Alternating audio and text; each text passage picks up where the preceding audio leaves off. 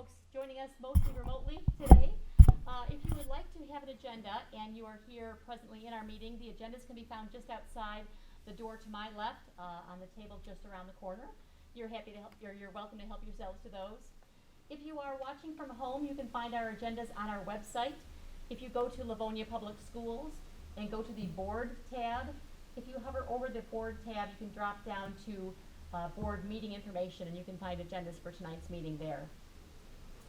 Tonight's meeting is a committee of the whole meeting, and if you're looking for a meeting where we're going to discuss a lot of issues in great detail, you have come to the right meeting. We anticipate discussing the nitty-gritty details of many items that are coming before the board this evening. We will, however, not be taking any votes this evening. Our voting takes place at our general meetings or voting meetings. That will take place next week for any of the items that the board has talked until we cannot talk about it any longer and we are all ready to vote. Then they will be put on the agenda for next week. Respect is something that we always discuss at the opening of every one of our meetings. Respect is a part of our culture that we teach our children in our schools, and we expect that to go from student to student, adult to adult, and between our adults and our students. This board takes respect very seriously, and we intend to model that for our entire community this evening, and we ask the same of anyone who participates in our meetings to treat one another with respect. We find that the very best way to teach our children is by example. We are thrilled to be meeting in person this evening and have been for the last few weeks. As such, we do require everyone who's meeting in person with us to comply with our safety mitigation measures. That includes masking, even though we would love someday to get rid of those. They're with us still. It includes masking, social distancing, etc.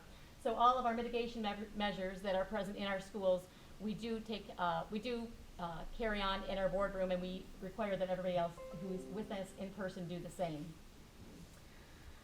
The first item on our agenda this evening is audience communications. I do not see anybody in our audience who looks like they want to participate in audience communications, nor do I have any blue slips. Is there anybody present who wishes to participate in audience communications this evening? Seeing none, we will go to our next item on the agenda. Our item 2 is Committee of the Whole, and the first item is item A, our Parent Advisory Committee, or our PAC representatives, and I will turn it over to Dr. Jennifer Terrio. Good evening, President Burton. Good evening, Board. Superintendent Oquist. So thank you again for this opportunity to present to you our Wayne County PAC representatives. So they will be here at the board meeting next week, so I will actually present them to you. So I'm going to hold back some of the fanfare for our regular board meeting. But as I shared with you last Monday at the study session, that each ISD is required to have a parent advisory committee consisting of at least one parent of each school district who is a parent of a student with special needs. So I am blessed, and this district is blessed, to have Eileen Brandt, who is a 6-term PAC representative. That means she's had 18 years experience on PAC, as well as Kara Clark, who is ending her first term with Livonia Public Schools PAC to the Wayne County RESA program. So again, these individuals are huge advocates for all of our students in our district. They help support our parents with students with special needs in our district, as well as bring back information from the Wayne County PAC to the Livonia PAC to share that information and provide any resources that they may have. So again, they have a 3-year term. Their 3-year term is up this June, so I will be bringing forward their nomination to you to vote on at the regular board meeting next Monday. Okay. Thank you. Are there comments or questions from the board or superintendent? We have heard we've known Eileen for many, many years, and some more too about Kara at our study session meeting, and we look forward to discussing them more at the next meeting. Great, thank you so much. Yep, and we are thrilled to have them to represent Livonia Public Schools and our students with our special needs. Yeah, absolutely, thank you. Thank you. The next item on our agenda is item 3, our curriculum committee, and I will turn it over to Mrs. Acosta. Thank you.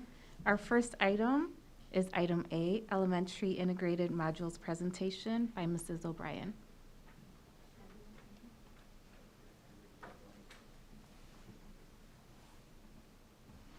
Thank you, Mrs. Acosta. Mrs. Corey is coming from downstairs. I told her she had 15 minutes, and Dr. Terriel gave her 5, so I already texted her and said, we're moving quickly. So we are happy this evening to just do a quick update for you on our elementary integrated modules. Hello, Mrs. Corey. Dr. Terriel went very quickly this evening, so you can have a seat right there. And just press this button here in front. When it turns green, yep, you're all set. So we just wanted to take a few minutes of your time this evening and share the amazing work that we are doing at the elementary level on our integrated learning modules. And Mrs. Corey is our elementary curriculum coordinator, and she works with teams of teachers to write and then pilot. If we have time to pilot, this year we've moved very quickly and shared units quite quickly through the pandemic so that teachers had some of these materials because we've created them so that they have an online platform. And then revise and take feedback to revise and improve the units that we're writing. So, Mrs. Corey? Okay, well, good evening, everyone. Excited to be here to share all of the work that we've been doing. The integrated learning modules are really an opportunity to connect and apply the ELA, science, and social studies standards. And for today's purposes, I'm going to share a science-based module. So each module begins with an essential question. And this is an overarching question that guides the module, that guides the overall learning. And then it's broken apart into scaffold questions. And that's where you see the list of bulleted questions there. And each scaffold question supports the daily learning. So you can take a second if you want to look at those. This is a first grade unit that we wrote in the fall, and teachers taught end of October, beginning anywhere from the end of October to Christmas break. Right, so it's first trimester, and it's an opportunity to really launch the standards. And this is a life science module. So each module is based on standards. So you can see the first set of standards are priority and supporting ELA standards. And then if you look at the pink box, those are the science standards taken from Next Gen Science Standards, NGSS. And then the blue box shows the writing standard, which is an informative writing piece. And then the green box shows the language standards. So every module is very tightly focused around the standards, the Common Core standards, the Next Gen Science standards. So this is taken right from the Next Generation Science Standards website. And the box at the top is the performance expectation for this module, the science performance expectations. And this is where students are going to use materials to design a solution to a human problem by mimicking plants and animals and their external parts. So it sounds like it's pretty sophisticated for first graders, but the sessions really build upon each other so that by the end, the students can be successful with the performance task. And I actually remember teaching the first set of lessons in a first grade classroom this year and kind of guiding the teacher. And I remember the teacher telling me at the end, I did not think the students were going to be able to do this, but they did. They came through. So it was kind of exciting to see that the students could meet this pretty rigorous challenge. If you look at the boxes below, you see the science and engineering practices in the blue, the disciplinary core ideas, and the cross-cutting concepts. And these are all the elements that go into the performance expectation. So every module is going to have some of the engineering practices. The DCI is really the content that the students will learn. And then the cross-cutting concepts are the scientific ideas that cut across all scientific domains. So every lesson sort of builds a bridge between what's familiar to the students and then to the broader knowledge about the way the world works. So for example, for this module, students know that they have legs to walk, they have arms, they have hands or a mouth that helps them eat. So that's familiar to them. Then they learn about animals and plants and their structures. So a bird has a beak, and that helps it eat. So they start with what's familiar, what they know, and then we broaden that to the larger world. The modules also have evidence of our early literacy essential practices, which is a large statewide initiative. And these are essential learning practices that should be alive and well in every classroom, every day. It's sort of like a minimum standard of care that you might hear of when you're learning about medical practice. It's sort of the same thing for educational practice. And so what we like to show teachers is that throughout each module, there is evidence of these essential practices. So that's just one example up there. That's essential practice 2, and it refers to the read-alouds.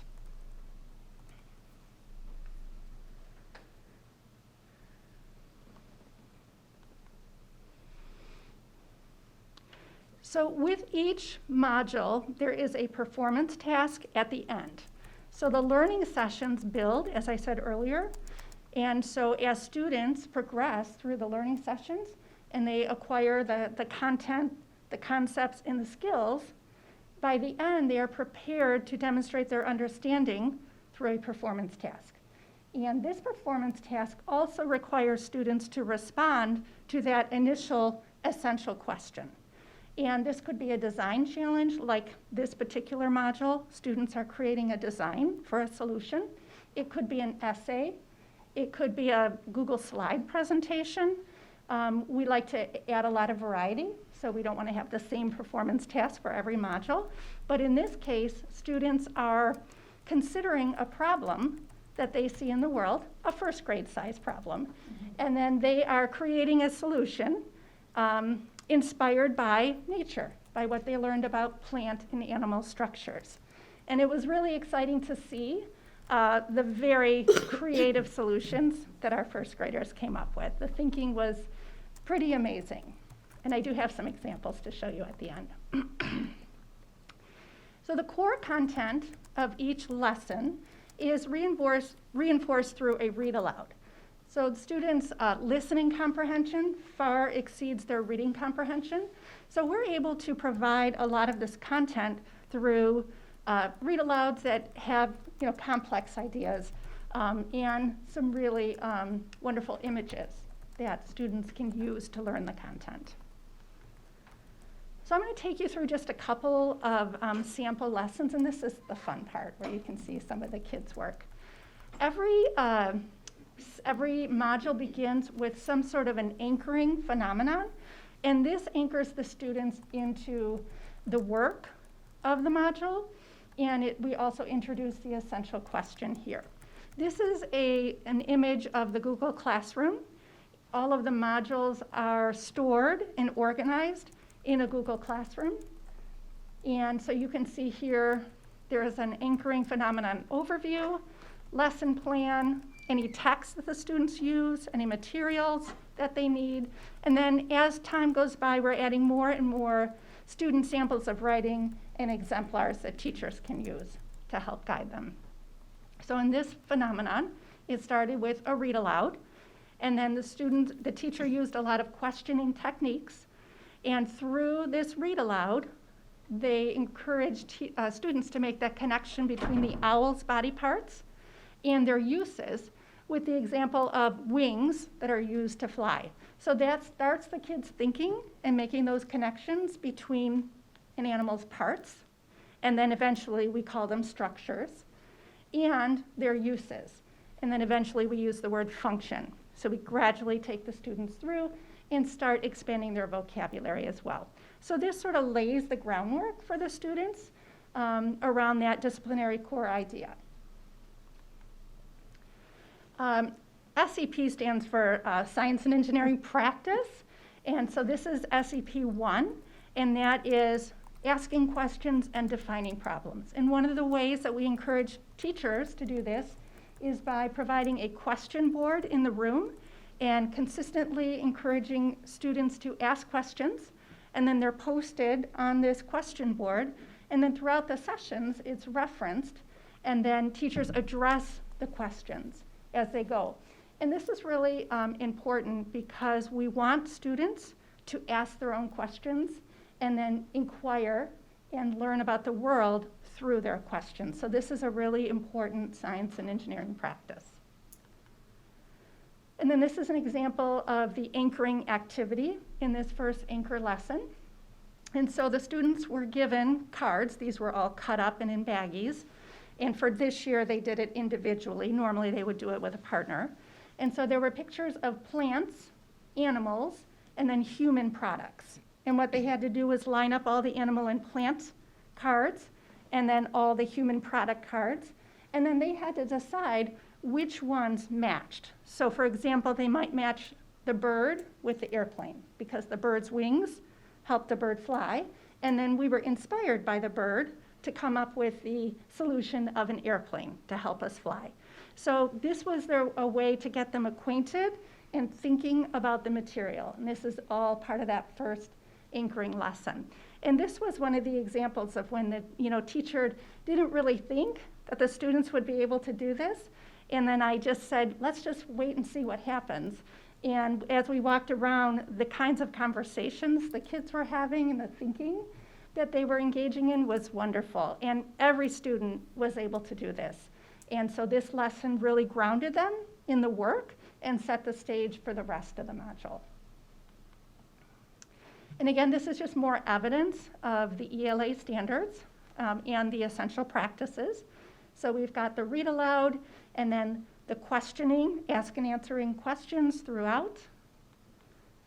And then the vocabulary, stopping and introducing sophisticated vocabulary with kid-friendly definitions, and then moving right along through the lessons, and then revisiting those words later on. And then this is standard 3, encouraging the students to make those scientific connections as they read and listen.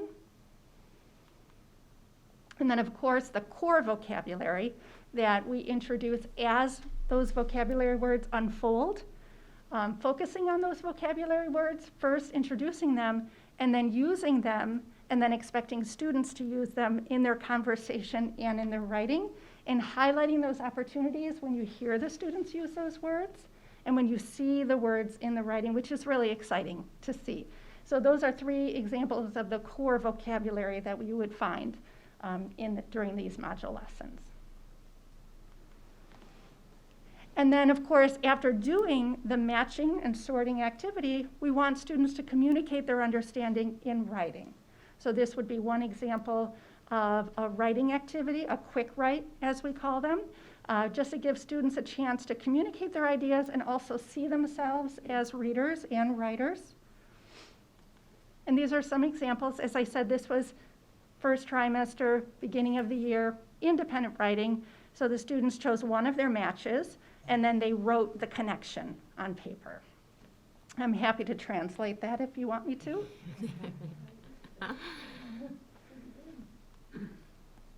And then here's another example. This student just glued the picture right on the page, which is great.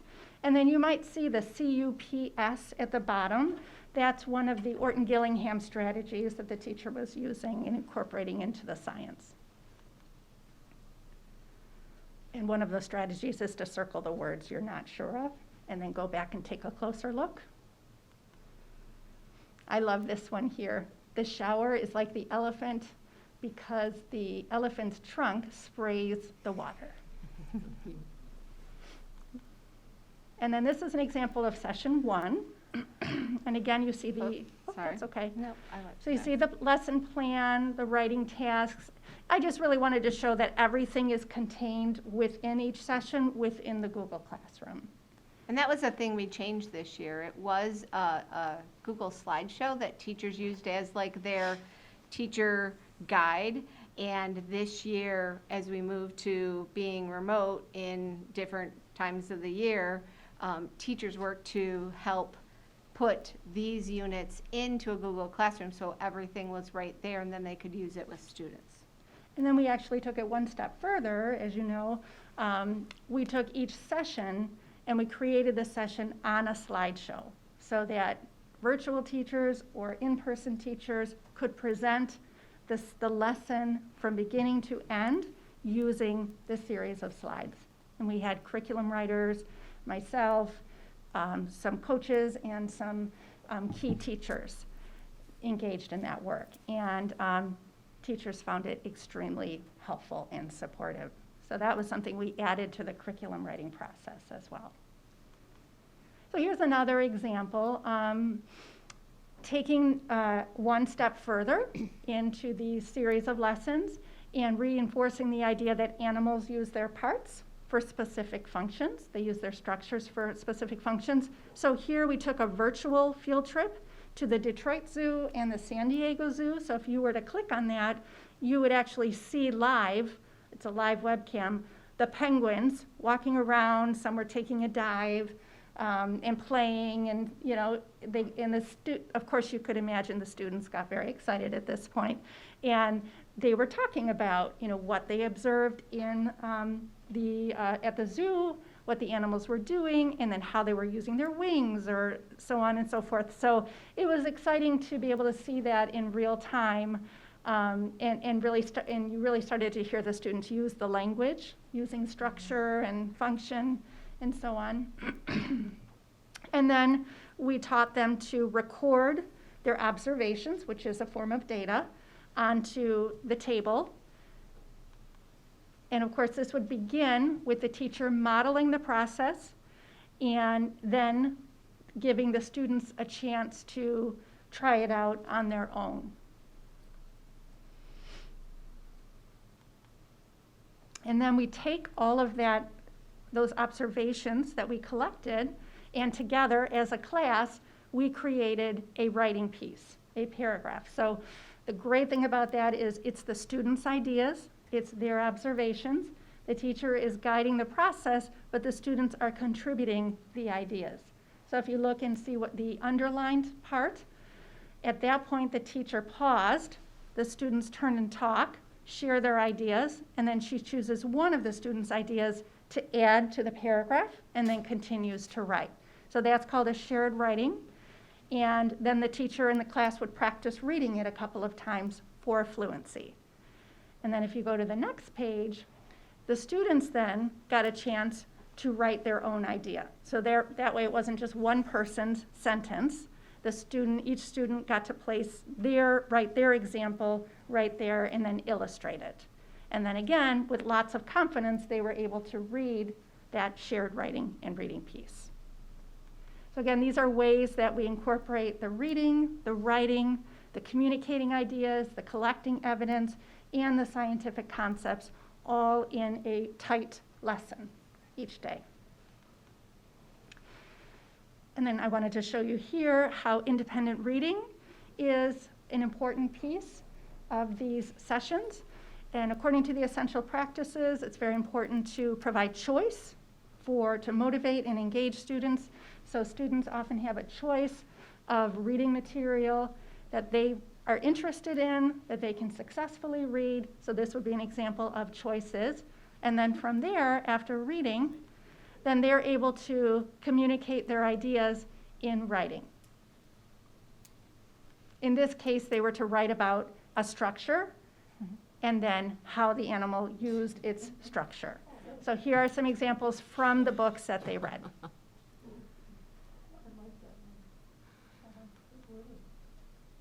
I love the upside down penguin. Yeah.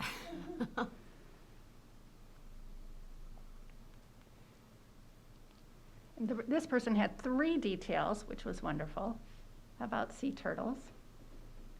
And again, really understanding that connection between structure and function.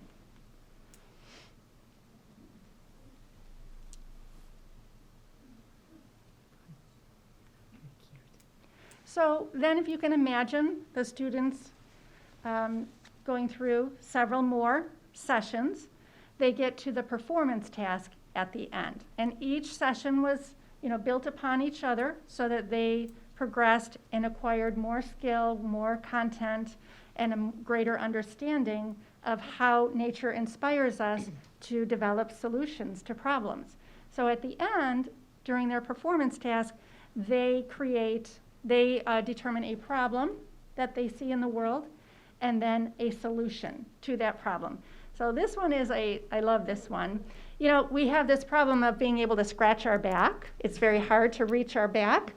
And we know that bears use the bark of trees, and so why wouldn't we? So this solution is a big Velcro piece that you would then attach and then use it to scratch your back. And so the students had a graphic organizer to use to plan out their design, and then the teacher modeled the process of taking their ideas and incorporating it into a writing piece. And this one was really interesting. I learned that porcupines actually shoot their quills out when they feel there's danger as a defense mechanism. So then this student designed a solution to a problem of burglars coming to their homes. And so it was a device that shot out, it was a shell that shot out quills to, fend off the burglar. And then this one, this was interesting. It's a garbage collector. So when you have garbage outside on the sidewalk, you want to be able to pick it up without getting your hands dirty. So this was some kind of device that was a pole that had a fork at the end. And then you could just, stick it into the garbage and pick it up. Just like an alligator's teeth.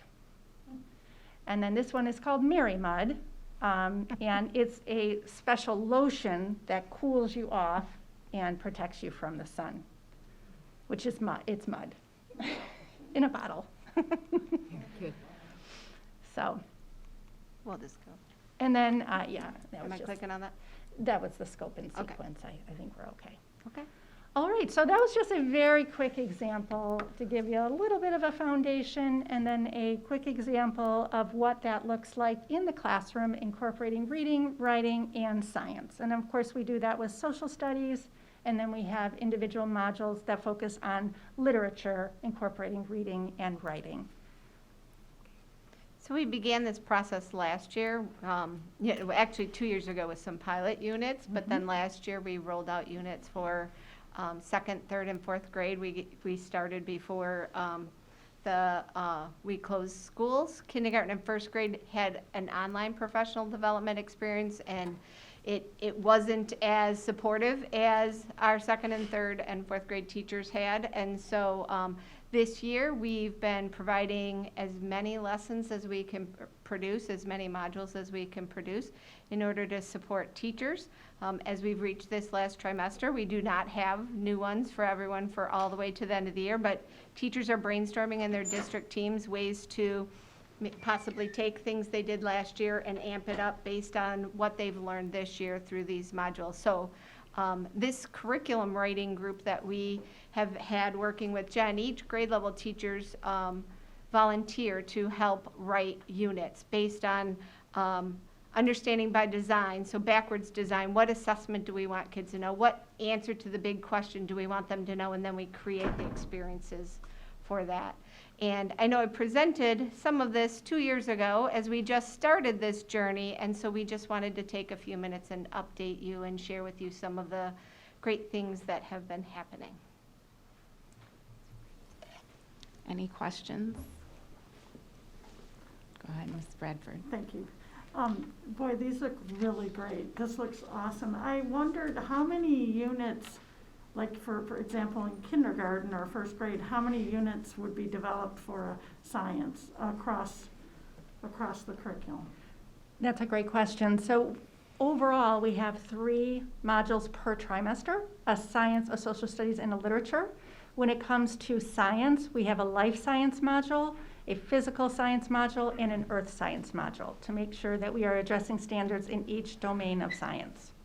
Okay. And that would be for each grade level, Yes, K to 4? yes. Wow. Now for kindergarten, the modules are much shorter. So because we need to think about the kindergarten student, you know, and what their attention span and, you know, what they're able to accomplish. When you get to fourth grade, the modules are longer. Sure. I just want to commend you there. I'm just so impressed with the students' writing. There's a lot of great writing up there, and I know it must take quite a bit of time to develop all these, the programs that you do. So thank you for doing that, and I know you're going to continue to make and create all sorts of great modules, so thank you. Thank you. Thank you. Mrs. Burton. Yes, and the teachers are the ones that are putting these together, is that correct? It's been a combination of, well, I've written some of the pilots when we started the process, and then teacher teams. We've created curriculum writing teams, and then coaches have done some of the modules, so it's been really a group effort. Okay. But the majority of the modules have been written by teachers. Okay. Wow. Yeah. Well, thank them again for us. I'm sure some of them are probably watching tonight, knowing this is being presented tonight, but our staff does go way above and beyond, and the passion for making sure that our students are learning well shows when our staff is volunteering to work on modules like this, because these are really exciting and fun, and makes me really miss not being able to volunteer in schools right now because of COVID, but looking forward to getting back in there. One other question, how is it working? I mean, teaching in person is just different than teaching virtually. We all understand that. What are we finding in the difference between the two with these? Are they fairly successful virtually? Are we hitting some struggles? What are your thoughts on that? If either one of you want to address that. I can start? Okay. Okay. So it's been quite a learning curve. At the beginning of the year, you know, teachers were really scrambling. They were sort of, you know, the whole planet was thrown into this, right? So Right. teachers were thrown into this virtual world. And I have to say, I really marvel at how they've been able to just learn an enormous amount. And through trial and error also learn to be able to teach virtually in an effective way. I've joined sessions. I've observed teachers teaching, and what I found is they just keep finding new ways to get better. Writing was a real challenge. I mean, imagine writing, you're used to being right there next to the students, looking at their writing, talking them through, and now you have them on a screen. And teachers have learned effective ways to teach through Jamboards, through taking pictures, through giving verbal feedback, through the Google Classroom and other applications. And they have just learned along the way how to strengthen their ability to reach students virtually. They have had to modify some of the modules, especially some of the investigations, some of the experiments and investigations, but they have found ways to do these investigations through demos and then pausing and questioning the students and getting feedback and then continuing with the investigations. They've used certain apps to do some alternatives. And then, you know, as I said earlier, the slideshows have really helped because they've created a lot of visuals for students to see in a nice sequence of lessons. So they've just really continued to learn different techniques and then just made modifications. And in some cases, they've just sent home the material so that students can be right there in front of the camera actually doing the investigations. In some cases, they've been able to do that. Okay. So typically each month at the elementary levels, there's a materials pickup day for our Livonia virtual kids. And so these teachers are trying to plan a month ahead, right? So I might start Monday, but I also have to have materials for the next 4 weeks that my students are going to use. So that's been another piece of being on the treadmill this year is we are trying to make sure that we get teachers enough materials, training to look at that new unit, and then them turn around and plan out how they're going to send home those materials so that families and students have them. There is a journal that goes with each module, and that has a way for students to do some of those writing pieces all in one journal so that then teachers at some schools, they might collect them and look at them and send them back. So, you know, they all have their own processes for collecting those to being able to see student work. And then, but just having used those for about half of the year, teachers are already saying, so I have ways to make the journals better. So can we meet and make them, have more of maybe some of the articles in it, maybe some more of the graphics so that they have some of those things. So we're already updating as the year has gone on, the journals for next year, the first half of the year of journals from the fall. And that's one of the nice things when you purchase a textbook, you do have to adjust a textbook, right? Not one textbook fits a whole group of kids. Usually textbooks are much larger than a year's worth of standards. When you're writing your own curriculum, some of these units that were in the very first year now have been taught, fixed, updated, changed, taught again, more feedback was given. Students are interviewed by the coaches, so what do you think went well? What do you think should be different in this unit? And then, so we have some third grade units who have been taught 4 times? This would be the fourth time. The yes. fourth time Yeah. this spring. So that's amazing that we can then, continually update it based on what teachers and students tell us, they think would work better. We have revision teams, and I meet with them and we go through and analyze the feedback, and then they reflect on their own experience teaching, and then put that together, and then they start tackling the revisions. It's pretty exciting to see so many teachers reflecting on their teaching practice and trying to make this, more effective and make it better. And that's really the best, scenario, when teachers are reflecting on their practice and then making each year a little bit better. And then I imagine also that our students who are learning in person, they're utilizing these programs through Google Classroom also. Absolutely. So Yes. as we saw examples of some of their hands-on writing, I imagine that they're using some of their learning is hands-on in a paper pencil method, and some of it they're utilizing on their devices. So I imagine that their skills, even using their devices, are coming up, Yes. even though they're learning in person. All Yes. modules have some digital text and some hand, Okay, physical Excellent. copies of text. good. All right, thank you.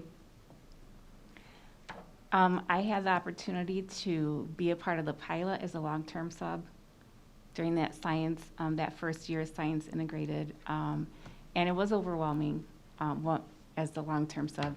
But even that team, which was a really strong team, and our teachers do a fantastic job, as we all know, of just rolling with whatever they're handed. But I know some of the feedback was, what were the prerequisite skills that students needed to know in order to be successful, have that kind of writing, in terms of note-taking? And I see that there's been adjustments to the modules, which makes me happy to see that.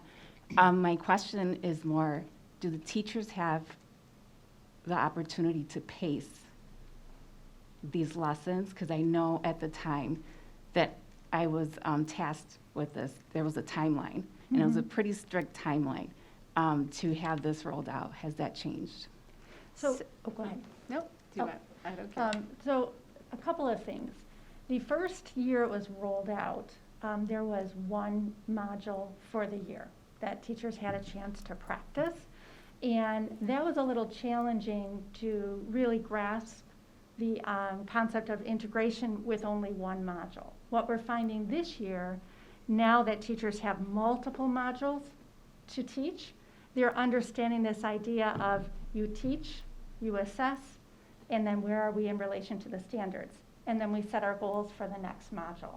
So they're starting to see that the idea isn't to master everything with the first module, it's to continuously teach, assess, reflect, and then plan for the next module. And so they're able to see now with multiple experiences how to help their students build that content concept and skills across a year.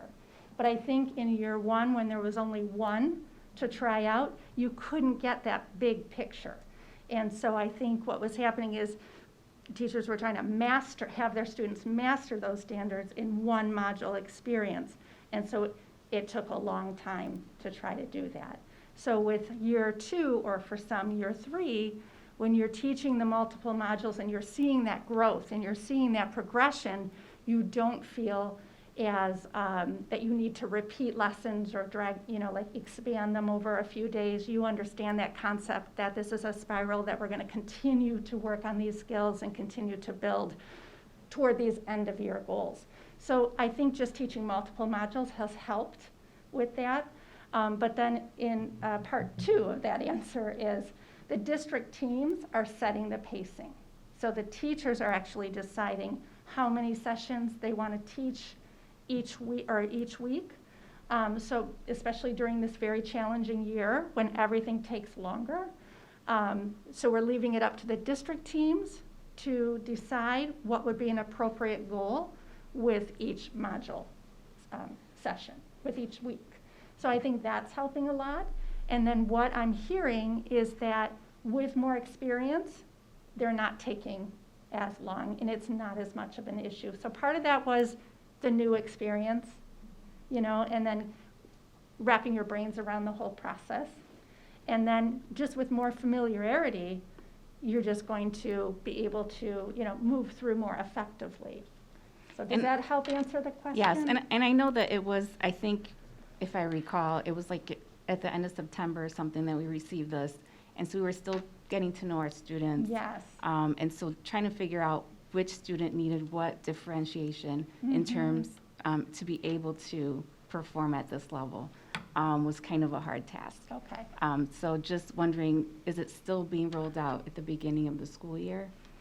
Yes. Okay. However, I think there's a clearer understanding of what it means to launch a module in the first trimester. And coaches have been an integral part in this process of helping teachers understand that for that first trimester, you're launching the module. That second trimester, you're building upon the standards.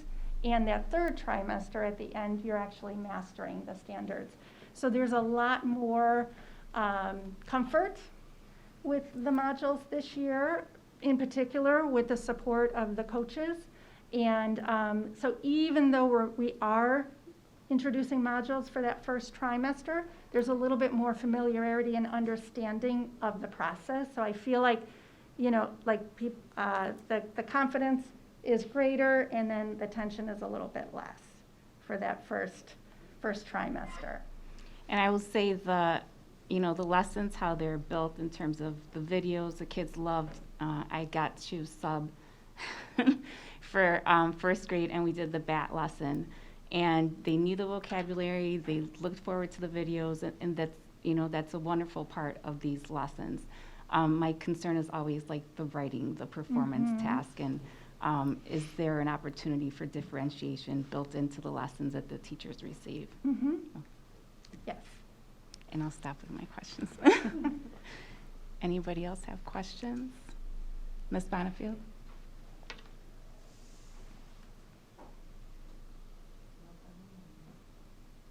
I just wanted to say, I find this fascinating, especially the fact that when we looked at it, it's like, even the teachers are like, yeah, this is way too much for our kids, and to give them our kids are so amazing, right? And we don't always take that opportunity to maybe see what they can do.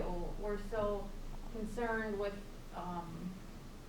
everybody being able to accomplish it that we never push a little bit to see. And the kids, it seems, when we do that, actually they thrive on that stuff. And then this is all interesting. And then the other thing is some of the things that you talked about during this are like things that we talk about here on the processes and the procedures and the setup, and I heard some of those words about the committees that we do, and how we even process stuff. So it's amazing. If these kids are starting in first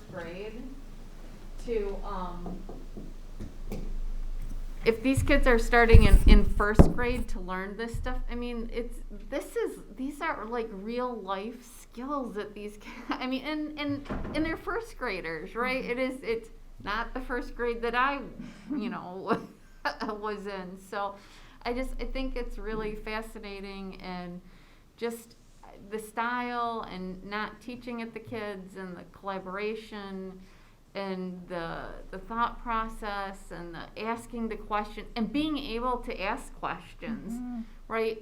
And to wonder about things and not to be, and I know the whole writing and spelling thing, but bless their hearts, I just loved seeing all those papers with all those misspelled words and the kids with the confidence to put that down on paper and not to see it come back with a bunch of red splotches all over it because there were some misspelled words, because they're doing stuff that's, you know, they're trying to write about things that, you know, most the kids don't know how to spell those words yet. You know, giraffe is a tough word, right? And stuff like that. And to have the confidence to be able to write that stuff down, to be able to communicate and feel good about what they're doing, rather than feeling, you know, that, oh, I failed because I didn't spell giraffe right, you know, and just, I loved it. I thought it was great, especially seeing it as from a first grade perspective. If you had showed this for like maybe a 6th grade module or a 4th grade module, I think it still would be as fantastic, but that we're doing this with 6-year-olds, right? 5-year-olds. 6-year-olds is just, I think it's amazing. It's great stuff. So thank you very much. Great, thank you for the feedback. Well, thank you for the opportunity to share with you where we are and what we've been Thank you. working on. I appreciate your time. Thank you. Thank This is you. wonderful, thank you. Yes. Mm-hmm. Okay, we're moving on to item B, Livonia Virtual Planning for 2021-2022 with Mr. Willenberg and Mr. Green.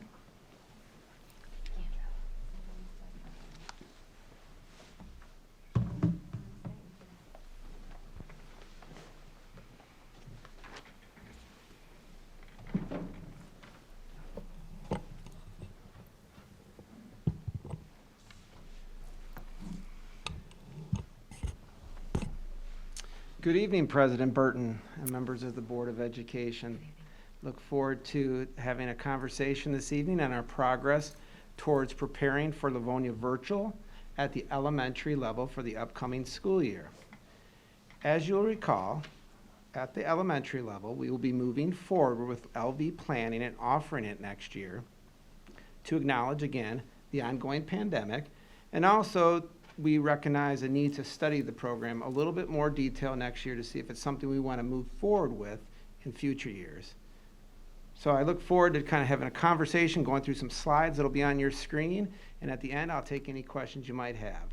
Okay? So on our next slide, let's take a look and celebrate a little bit about what we've accomplished with Livonia Virtual this year. If we go back in time, back to the summer of 2020, we created Livonia Virtual to address the ongoing COVID-19 pandemic. One of our leaders on that vision was Director O'Brien, and she had a commitment and a vision to staff our Livonia Virtual with LPS teachers. That was a key decision early on, because one of our goals, as you're going to hear tonight, is to best replicate our in-person instruction. And in just a short bit of time, we staffed it with over 70 LPS teachers to serve 28% of our students. And in the fall, you can see that number, and that number held steady throughout the year at our winter election change window, where folks were able to decide if they wanted to have a change from LV to in-person or in-person to LV. We did not have to collapse any classrooms at that time, and that was another amazing feat of Livonia Virtual in that first part of the school year. So as we move forward on the next slide, you'll see that in February and April, we started having those planning meetings that we talked about a month ago, and that Mr. Willenborg and Ms. O'Brien talked about last week at the study session, where we began the planning, feedback, and design of Livonia Virtual 21-22 at the elementary level. And as we think about moving forward, and I'll get in more detail about this in a few minutes, elementary families in our district are going to have a 10-day window to elect Livonia Virtual for the 21-22 school year for their children. And sometime in August and September, like we do with in-person instruction, classroom placements for Livonia virtual students will be opened up in Parent Connect. So that's kind of a big picture look, and now let's go into the next slide. And as our secondary friends did, show you a little comparison between LV 2021 and LV 21-22. What you'll see are some areas that are the same, and I'm going to spend a little bit more time on this slide, and you're going to see some areas that are definitely a little bit different than this year. And we have a playbook, as we've talked about through this pandemic, that we now have, and we've been able to get a lot of feedback from families, students when applicable, and obviously LV staff throughout the year. So as I go one bullet at a time, at the first bullet is this year we were able to open up 2 points of selection for LV or in-person switches. As we move forward to next year, just like in secondary, students will have one opportunity to select LV or in-person instruction. The decision will be for the entire school year. It's important to note that our default at the elementary will be we're assuming you're going to be in person. And we'll talk about that when we talk about the election window. You only will be filling it out if you're selecting Livonia virtual for next year. So our assumption is you'll be returning to in-person unless you select Livonia virtual for the following year. But there will be no changes at the card markings or the semester. It's a one-year commitment. And we'll talk a little bit more about how we're going to make sure families understand that prior to making that selection. The second bullet, we've kind of gotten out of the business of talking about synchronous and asynchronous. I think that's a few words that we're good with and we can put in the past. And we've moved on to talk about how our LV sessions are live or self-guided. And this is for parents and families, this language. We want to make sure that they understand the difference between the two. As you see this year, in our third bullet, the LV school day had 3 hours of live and 3 hours of asynchronous instruction, or as we say now, self-guided. And as we look into next year, we want to make sure a big message we get across to our families is the LV school day is 6 hours and 15 minutes. It includes core academic subjects, specials, and small group time. So what does that mean? You might be thinking, does that mean that they have to be in front of a computer for 6 hours and 15 minutes? It does not.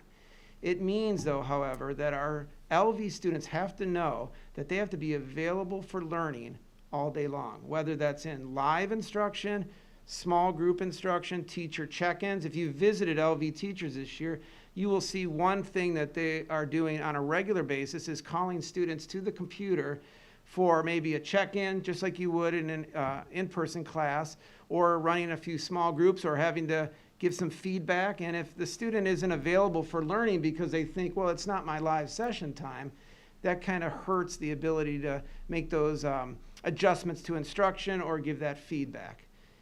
When we look at the fourth bullet, in-person and LV daily schedules are not matched. That remains the same. While we are going to try to replicate as much as the in-person schedule as possible, those daily time schedules will not be exact.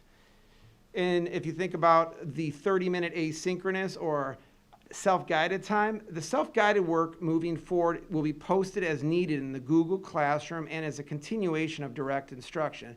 So, for example, a teacher may have the students for an ELA session, and they then turn them over for 15 minutes to work on some self-guided work, and that would be part of that self-guided time. And then they may call them back and give them some additional feedback and maybe send them off on their way. And all those schedules will be communicated to families at the beginning of the year, just like when you have in-person instruction at the start of the year. You have that curriculum night at the beginning of the year, that open house, and those are those times where we really work with families to help them understand and reinforce what that school day is going to look like.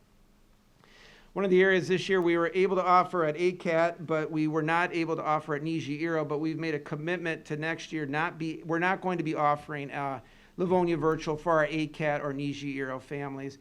We've met with administration and staff at both of those schools as we spoke last month, and we just cannot replicate, duplicate, imitate the intent of those programs in a virtual world. Those programs were designed with specific functions and specific characteristics that just based on feedback this year, we cannot replicate for those families. So that's a graphic that will be this graphic that you will see here will be something that families that want to elect to go into Livonia Virtual would see in their application process. Now, if we look at the next page, another way we're going to make sure that we really help families understand the obligations and responsibilities of Livonia Virtual is through a compact. Folks in our Title I buildings have been using a compact for many years. And a compact, as it says up front, is a written statement of expectation for schools, families, and students. The staff, families, and students at our schools share the responsibility for improved academic achievement. This compact outlines the means by which the schools, families, and students will develop a partnership to achieve the common goal of high academic achievement for all students. And we'll zoom in just a little bit. I'm not going to read every bullet for you, but if we go to the next page, we can see that. Did someone ask me to read every one? Oh, no, you just said it looked much better. I'm sorry. So this is the first part, the family compact, and this is the responsibilities our staff will have for our Livonia Virtual students and how they will support student learning. So I'll let you look at that for a moment before we go to the next slide.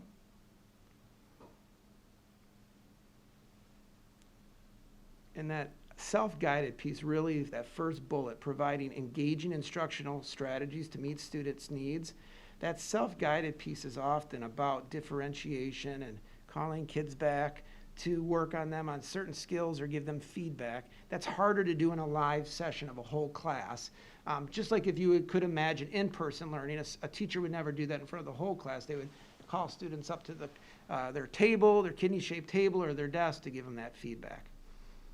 And if we look at the next zoom in, you'll see our family expectations. And this is really another way of educating our families about what Livonia Virtual is for next year. Talks about internet access, that 6-hour and 15-minute student day, and how they need to have certain characteristics of a virtual learner to be successful.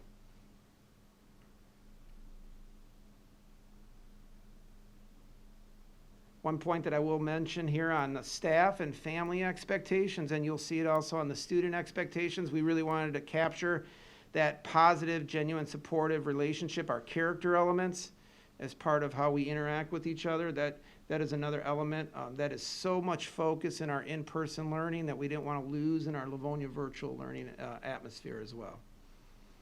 And then the final part, let's take a look at that.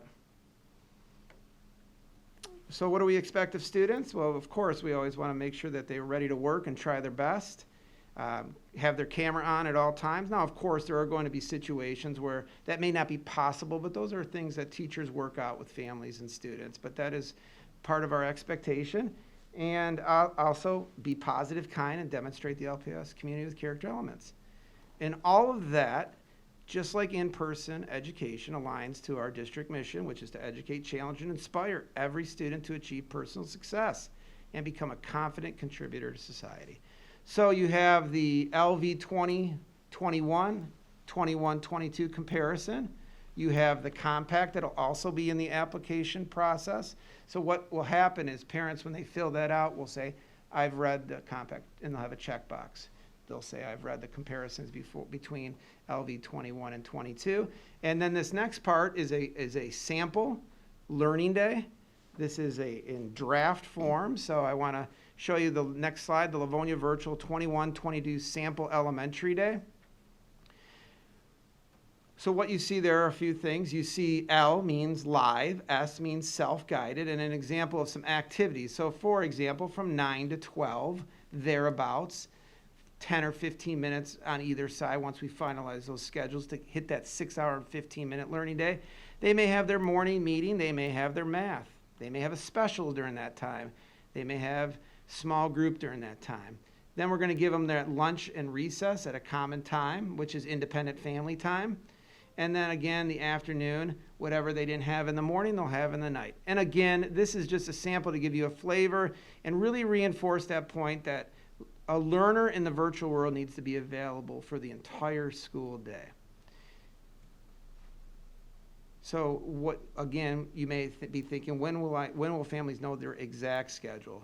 They will know their exact schedule, like I said, at curriculum night, at open house. What they need to know now is their learner needs to be available for the entire school day. I mean, that is when I was able to visit 25 or so teachers in the last week. Mr. Traub and Mr. Hiller were able to have listening sessions throughout the year, and most recently as we were preparing for these materials. And one of the overarching themes was we need to really make sure our Livonia virtual families and students know they have to be available for the entire student learning day.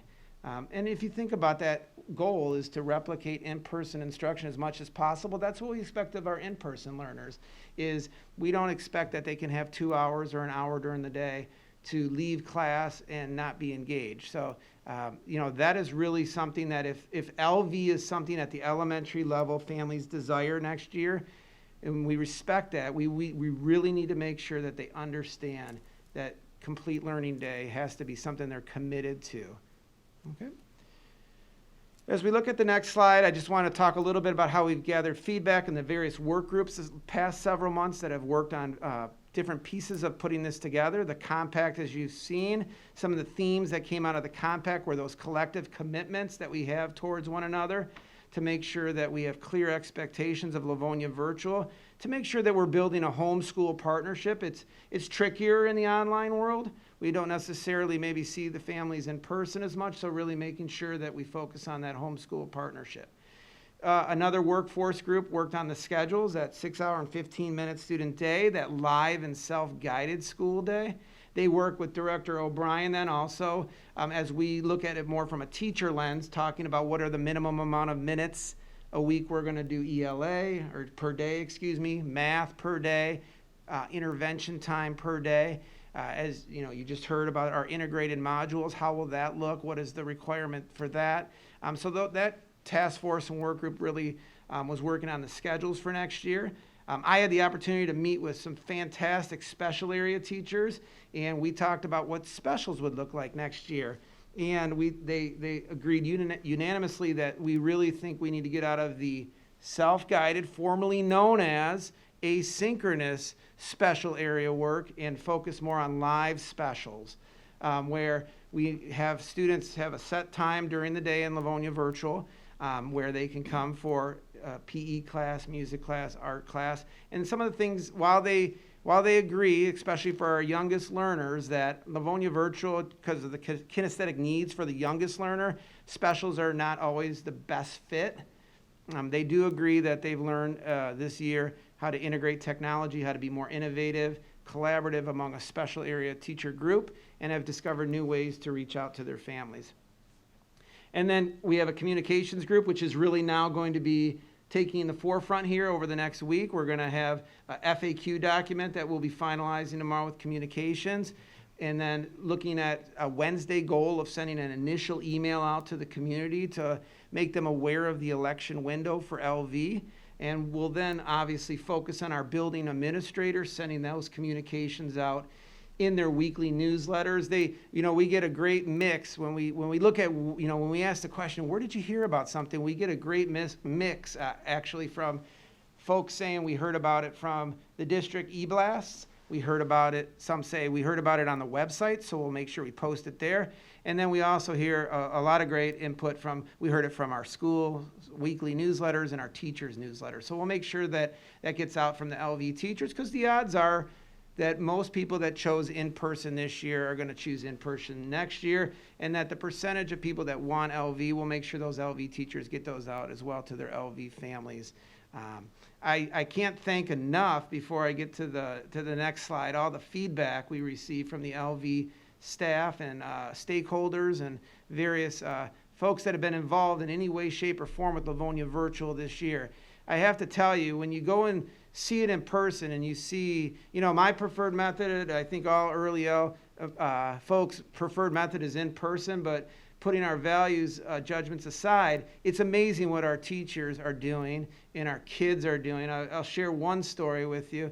I was watching a teacher teach as I was coming into her room to collect some feedback, and she was mentioning she was doing a one-on-one self-guided time with the student, and the little student said, so when I go back to work on my own now for this activity, can I put on that classical music that you told me about that would help calm me down so I don't get anxious about if the work is too hard? I mean, that was pretty powerful to see in action, and those relationships. It's the heart of Livonia Public Schools, whether it's an in-person or a Livonia virtual world, that is who we are. And again, having, I don't want to say real, but real people teaching our students this year in Livonia Virtual was a masterful decision. So thank you for supporting that.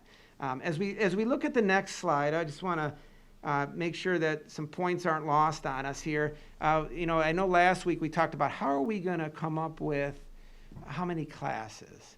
So some of the work, I have to be honest, is this is not going to be a one and done with the Board of Education here. We're going to come back and report to you as we move forward with this process. But once the election window is over, we'll have an idea of what our percent is of families that have elected Livonia Virtual for next year. I make no predictions. This year we're around 28%. My assumption, though, is that it'll be significantly less. And then based on that, our design of the program will start to take shape as far as how will we offer specials, who will be the interventionist for the Livonia Virtual students. But how we're going to staff Livonia Virtual is we'll use ratios, and this is an example, and on the left you see a first grade example, and we set a ratio of 25 to 30 students per LV class. Excuse me, that should say kindergarten, at the top. If we have 33 Livonia Virtual kindergarten applications, we would have 1 kindergarten LV class and then 3 waitlisted kindergarten students. I want to speak about the waitlist and that in a moment. If we have 56 Livonia Virtual kindergarten applications, we would have 2 kindergarten LV classrooms of 28 students. And this is twofold, to create balance in our enrollment in our Livonia Virtual classroom, so one teacher doesn't have 30 and another one has 15, but also it impacts our in-person ability to staff our students at reasonable rates too. If we go too low, that's going to negatively impact our in-person staffing. And then one of the questions also, will our local center students have the ability to apply for Livonia Virtual? And Dr. Terrill and I have worked on some ratios.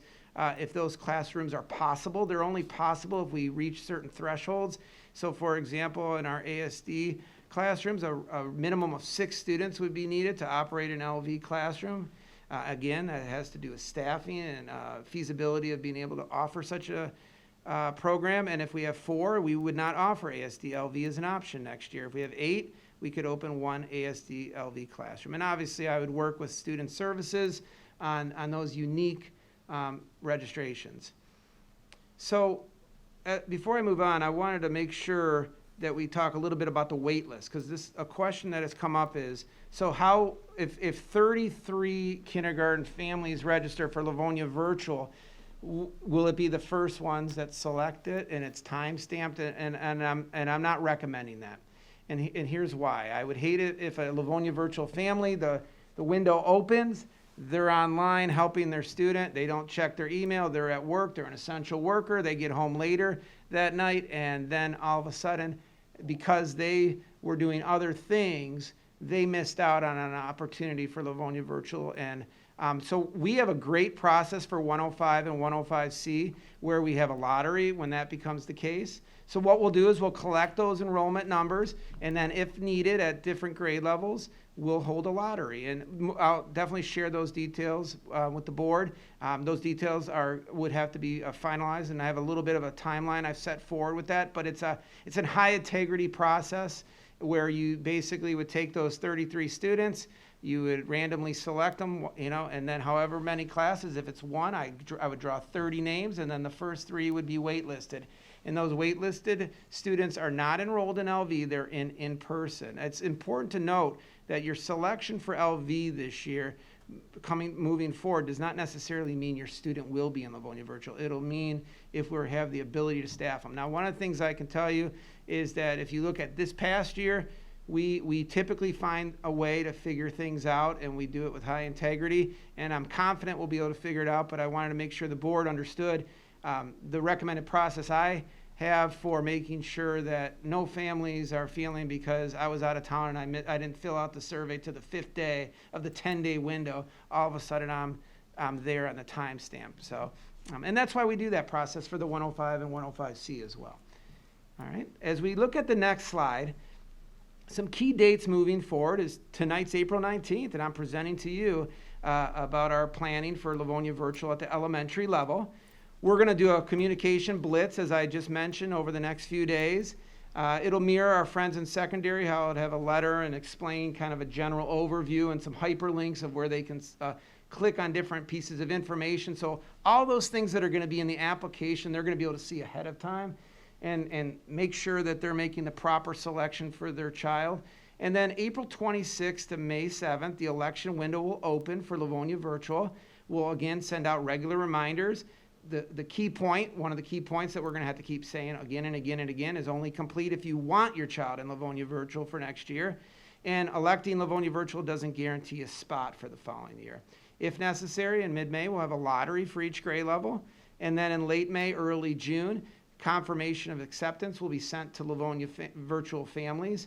And then just like with our in-person students, late August, early September, we'll notify them of their child's teacher. So that's our timeline moving forward at this time. And, one of the other questions that was asked of the elementary secretaries when I had a chance to meet with them last week is, what are you going to do about new registration? So we have a plan in place for that, and that when students enroll in Livonia Public Schools in the summer, specifically kindergarten families, they often get what's called a kindergarten overflow letter that just brings the awareness to them that their child may be overflowed to another building if there's not space. They'll have some kind of communication like that we will put in our registration, online registration, that will indicate if they were somebody that wanted to select Livonia Virtual for the following year, they would obviously go then in order. That would be an issue. That would be a situation where you'd be then time-stamped on a wait list because we've already gone through that selection process of how many classrooms. So that's where we are with timelines, and obviously there's a lot more detail on the staff side and more details moving forward with what those numbers will look like and what they will dictate as far as next steps moving forward. And then the final slide, when you think about our key points that I've reviewed with you tonight, LV 21-22 is a year-long commitment. That's a big change. LV students need to be ready for learning the entire school day. In-person learning is our recommended mode of instruction, especially for our youngest learners. However, as we mentioned, we acknowledge that next year, as the pandemic is still here with us, we acknowledge that would probably be something that families will still seek out to some level. And we will study it next year, and we'll analyze it. We're going to have a lot of kids coming back to us from Livonia Virtual this year. And the data we gather from their experiences this year, looking at how they are as learners next year, will be important. One of the things that's not included on this slideshow that we've already committed to with our M-STEP is we will definitely be recommending that any standardized or state testing, LV students are asked to come in person to complete that. Our youngest learners, it's incredibly challenging in the Livonia Virtual world to capture exactly what they know and don't know in their iReady assessments and some of those other assessments. Our early benchmark, like guided reading assessments, there's some great tools through Literacy Footprints that they're able to use online. But for those standardized assessments, I mean, we love parental support, don't get me wrong.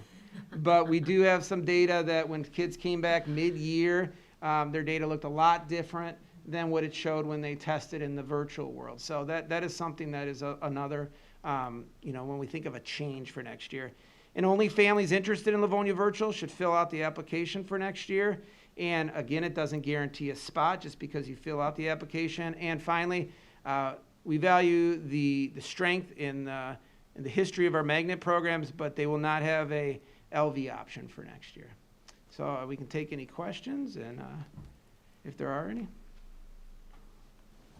Mr. Johnson? Thank you, Mrs. Acosta. Bill, just a couple of questions. With regard to the wait list, if they do a lottery and you're put on the wait list, then I'm assuming you're going to in-person until perhaps a spot opens up in the LV. Is that right? That's correct. And what would happen is there would be a cutoff sometime in the fall where we would have to, eliminate those wait lists, and they would. We don't want to create a situation where we have 6 kids on a wait list and then, they're waiting for a spot and someone moves out of LV and then they want a change in October. That's just not a practice we do in a normal school year and in person where we approve transfers in and out of classrooms.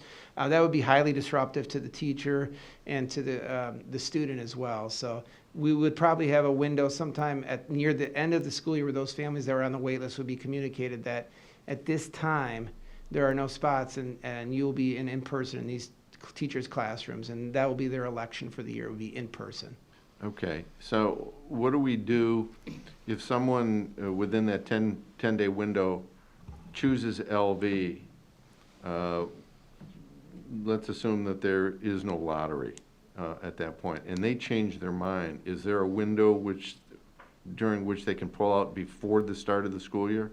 Correct. There will be a window. I know that makes a little bit more work for everybody, but it's a lot less work to do it in June than it would be to do it in August. But we need to make sure that we do a great job communicating to families what they're really signing up for, because as I mentioned earlier, this is going to impact our staffing, our class sizes, and too much movement at a late date would negatively impact that. And so quite honestly, if we have established classrooms that don't have in-person room, they may be stuck with that option. So we want to definitely have a window in June sometime before we go from the summer where they've had a chance to reflect and if they've changed. Quite honestly, what we found this year is they email you ahead of time before you even open up such a window. They let you know, families will let you know that, oops, I made a mistake, I don't want Livonia virtual, but that's something that definitely we need to think about. It will happen.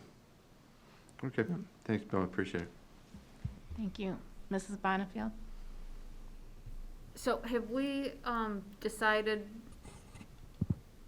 you talked about kindergarten and first grade, we are going to do virtual for kindergarten and first grade?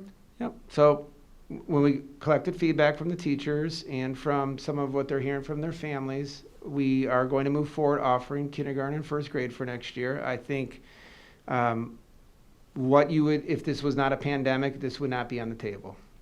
If there was not a pandemic in Livonia Public Schools and in our country, we would not be moving forward recommending kindergarten and first grade for Livonia virtual due to the just unique aspects of that learner. You think about when we talk in elementary terms, we always talk K1, the K1 learner, the pre-K1 learner, and there's just definitely this switch, this change in their development around second grade, and some of the tasks that we encourage and want, whether it's the gross motor, fine motor development, our teachers get really creative, and I cannot compliment them enough of how they're trying to build that bridge.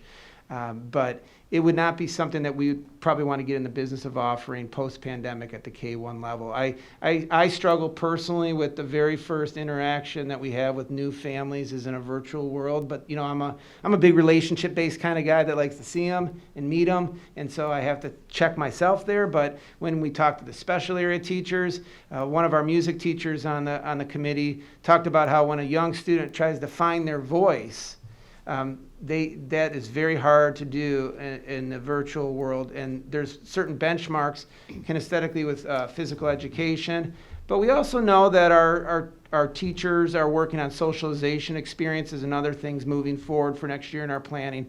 But if there was no pandemic, the recommendation would not be to offer it at K1. Okay, and so, as you say that, 1 year, people start expecting things. 2 years, it becomes a human right at that point. So can we, I'm concerned that we're gonna get into a situation where it's less about the pandemic and more about, something that we are going to do, and that after the pandemic, we're taking things away. And I don't know, communicating maybe that, kindergarten and first grade is still, based on the fact that it's a pandemic. I agree. I know we talked a little bit about whether or not we would have the K1. And I definitely struggle with that. But if it means that, if that's a need for next year, Yeah. still based on the pandemic, then, it's something that we're going to need to do. No, I agree with you, and I think that second bullet point of why we're offering Livonia virtual for next year is not only because of the ongoing pandemic, but also is to study and analyze its effectiveness and long-term sustainability. I think those are parts of continuous conversations with the board and communications to the community that, we really don't feel post-pandemic K-1 that we want to be in the business of, offering a virtual education for those age levels. And And I'm going to add to that just for a moment, because we're really going to be studying that across the board, not just at K-1. So we're really going to be trying to determine viability K through 12. okay. Do we want to continue to devote our resources and our efforts to a virtual program in the long term? So there will be a determination by level, as well as individual grade levels. And so I don't think we can emphasize that enough, that this is not a long-term guaranteed offering for Livonia Public Schools. We really want to see Livonia Virtual in the light of day post-pandemic and determine whether or not we are able to confidently say that we believe we can have the equitable learning opportunities for students in this environment as we can in person. And so we know that there are options for families elsewhere for virtual programming.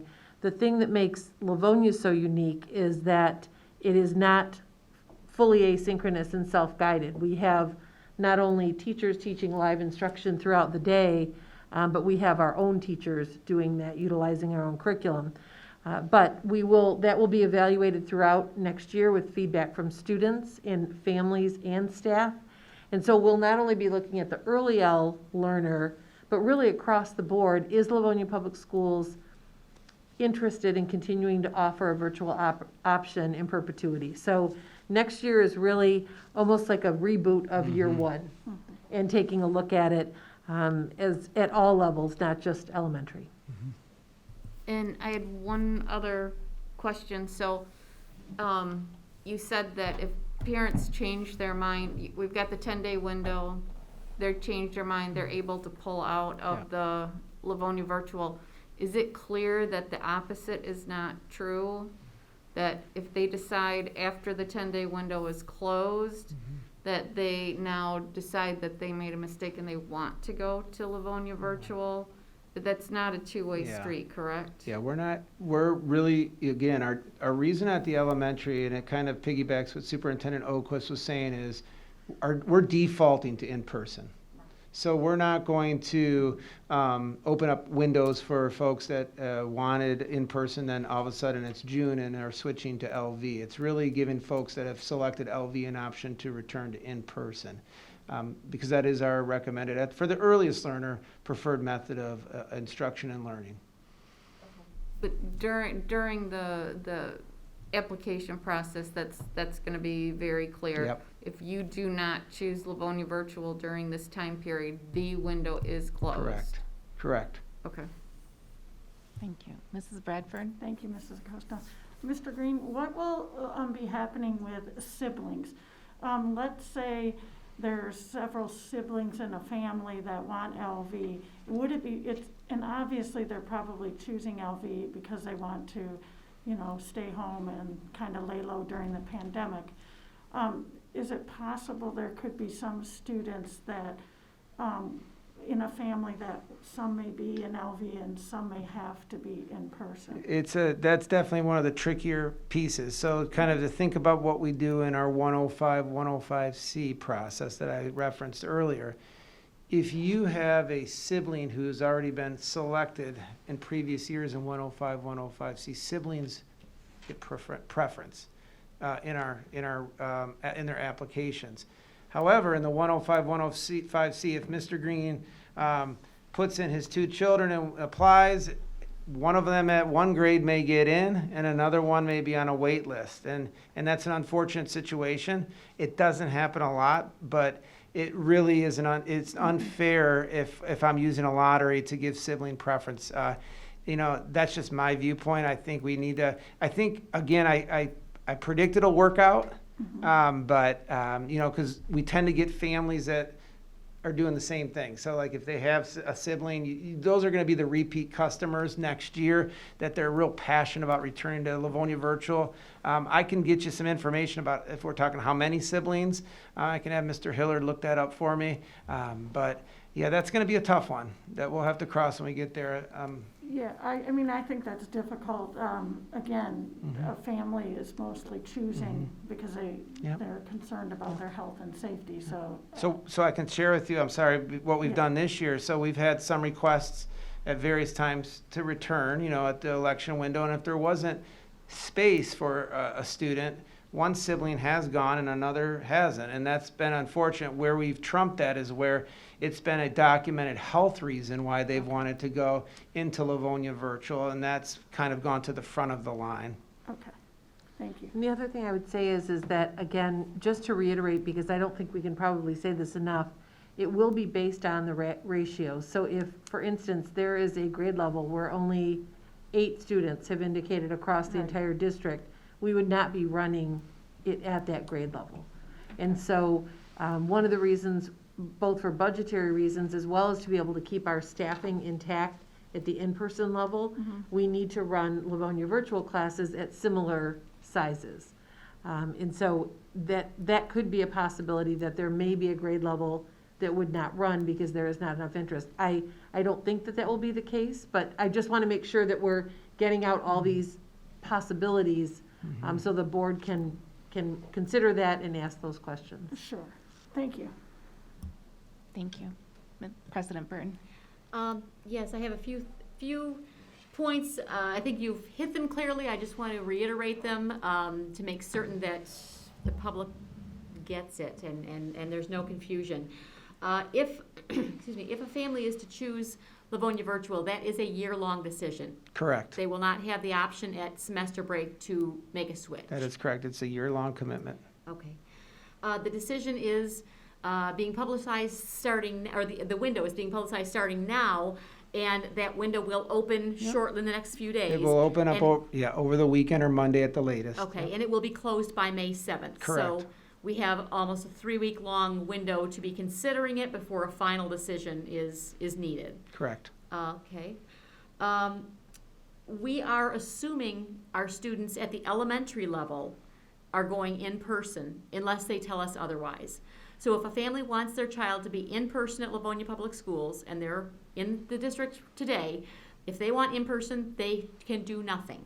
And it is assumed that their child will be coming back in person next year. Correct. We only need action from them if they are choosing to go virtual, regardless of what they've been this year. If That's they're correct. in person this year or if they're virtual this year. If they want virtual next year, that's the only time that we need to hear from them. That's correct. And on the application, as we were designing it, it says stop. And there's all sorts of verbiage on there. A lot of warning signs. And are you sure? And yep, they don't have to do anything unless they want Livonia Virtual next year. Because when we look at our roll up and our MyStar enrollment, everybody right now is rolled up next year as if they were an in-person student. Okay. And I imagine, I agree with you that similar to what the numbers that we're seeing at the secondary level, I imagine the vast majority of our students are going to be choosing to come back in person, regardless of their decision this year. But Yep, but that's kind of what the teachers are actually saying when I visit them too. It mirrors very similar to the secondary numbers. Quite honestly, when I've met with teachers, because they have conversations with families and students as applicable. Yep. For what it's worth, that's what I'm finding anecdotally also in chatting with families who are in both situations right now. Let me see here. This is something that you and I talked about a few days ago. And I'm just going to reiterate what you said again. The self-guided time really is self-guided, but expected that the student be actively involved in their schoolwork, as opposed to it's not a 20-minute window where you can run up to Kroger and run back and get back in time for the live class session again. That is correct. Or play an Xbox game, or watch an episode of your favorite TV show. These are things that we would all be tempted to do, right? If we were living in that environment. I have students in my own home that have had online learning in college, and you see it from that lens. And so when I've seen it work in the classrooms I visited, those students are still on the screen, actually, and they're in their little workspace in their office, and they know when they're going to need to get called back to the teacher or when their next little small group time is. So yes, and quite honestly, it's pupil accounting rules that it's a full day of school. Right. And that too is a good point to be made. That's where this year differs from next year. The number of minutes and how they're counted is different, and that's one of the main reasons, or one of a main reason that Livonia Virtual is going to look different this year than it will next year. Correct. If we come upon, and thank God it is rare that we have a child with a severe medical situation, but if we do come upon a child with a severe medical situation that causes their decision to be different, that is something that they need to come to either you or if they're a secondary student to Mr. Willenborg about, and that would be handled on a case-by-case basis. Correct. Right now, we've done that this year. So typically, if we were looking at an LV student that needed to go back in person, sometimes what happens in our child study teams in our buildings, they may meet with the parents and they're not seeing the progress they need, and that sometimes is a recommendation that comes out of that child study team, and typically that's in partnership with the parent. Conversely, we've had, unfortunately, some students that have had some medical issues this year who were in person, and we make those adjustments as well on a case-by-case, yes. Okay. And thankfully, that severe of a health situation with any of our children is rare. It's not to be used as a backup if you change your mind, but it truly is available Correct. for the student who has a true medical situation going on. That is correct. I don't want folks to think that we are completely heartless on situations like that, though. But those are handled on a case-by-case basis. That is correct, yeah. Okay. And again, that the Livonia virtual class will take place only if there are enough students that sign up for it. Like any other class that we would run, if we don't have enough students for it, for example, an elective course at a secondary level, we can't run a section for 4 students. Correct, and those ratios will be fully transparent in the application process, so, we'll make sure that those are clearly stated. Okay. Thank you very much to the entire team for doing so much work that is so thorough, and presenting this information as clearly as possible to parents so they can make a really informed decision. Thank you. Mrs. Bonifield? Sorry, Mrs. Burton made me think of, we've talked about Livonia Virtual is like another building right there in school. So if you're at Hoover, next year you're going to, usually you're going to Hoover. So for the parents who maybe think, oh, my child is in LV this year, then I'm automatically assuming that because I was LV this year, I'm staying in the same building. So I'm not going to read any of the paperwork because I know my kid's already enrolled in LV and I don't have to do anything. Are we covering that situation? Yep, so I think it's a 2-part question. So are you asking, so the statistics show this year that we're able at the elementary to have, for example, if you looked at Roosevelt Elementary, in all of our K4s, a kindergarten, 1st, 2nd, 3rd, and 4th grade LV classroom in each of those K4 buildings. Yeah. If we follow the trend line of our prediction of how many will enroll in LV next year, that won't be the case. Well, so that wasn't necessarily where I was going, but that my concern is that we're saying all the students are face-to-face unless they opt for LV. What about the parent who assumes, because their student's already LV, that they're not going to read any of the paperwork or the documentation because they know that their student is already enrolled in LV because it's going to carry over? So we'll get those communications out. I'm going to give you an honest answer and then a little bit of an answer that kind of aligns to the compact. So we're gonna advertise it via the school. We're gonna advertise it via the LV teacher. But if we think about our compact and what it said there is that families, we have to count on you for certain things, and that's probably not a great candidate to be in Livonia Virtual then, as a family. Fair enough. Thank you. I think what you were thinking is that for secondary, they had to make a definite selection, so you kind of covered all the bases that way. Yep. Great questions. Right. Thank you so much. I'm going to turn it over to my partner, Mr. Willenborg, to give you an update on LV at the secondary level. Thank you, Mr. Costa. I did, as we did last week, I gave you a running total of our secondary numbers that have enrolled in LV, and as hopefully included in your packet, is that update through today's date, April 19th. And 92% of our 92.5% of our respondents have opted for in-person instruction. 7.5% of our respondents have selected Livonia virtual. Last week, we were at 85% total respondents.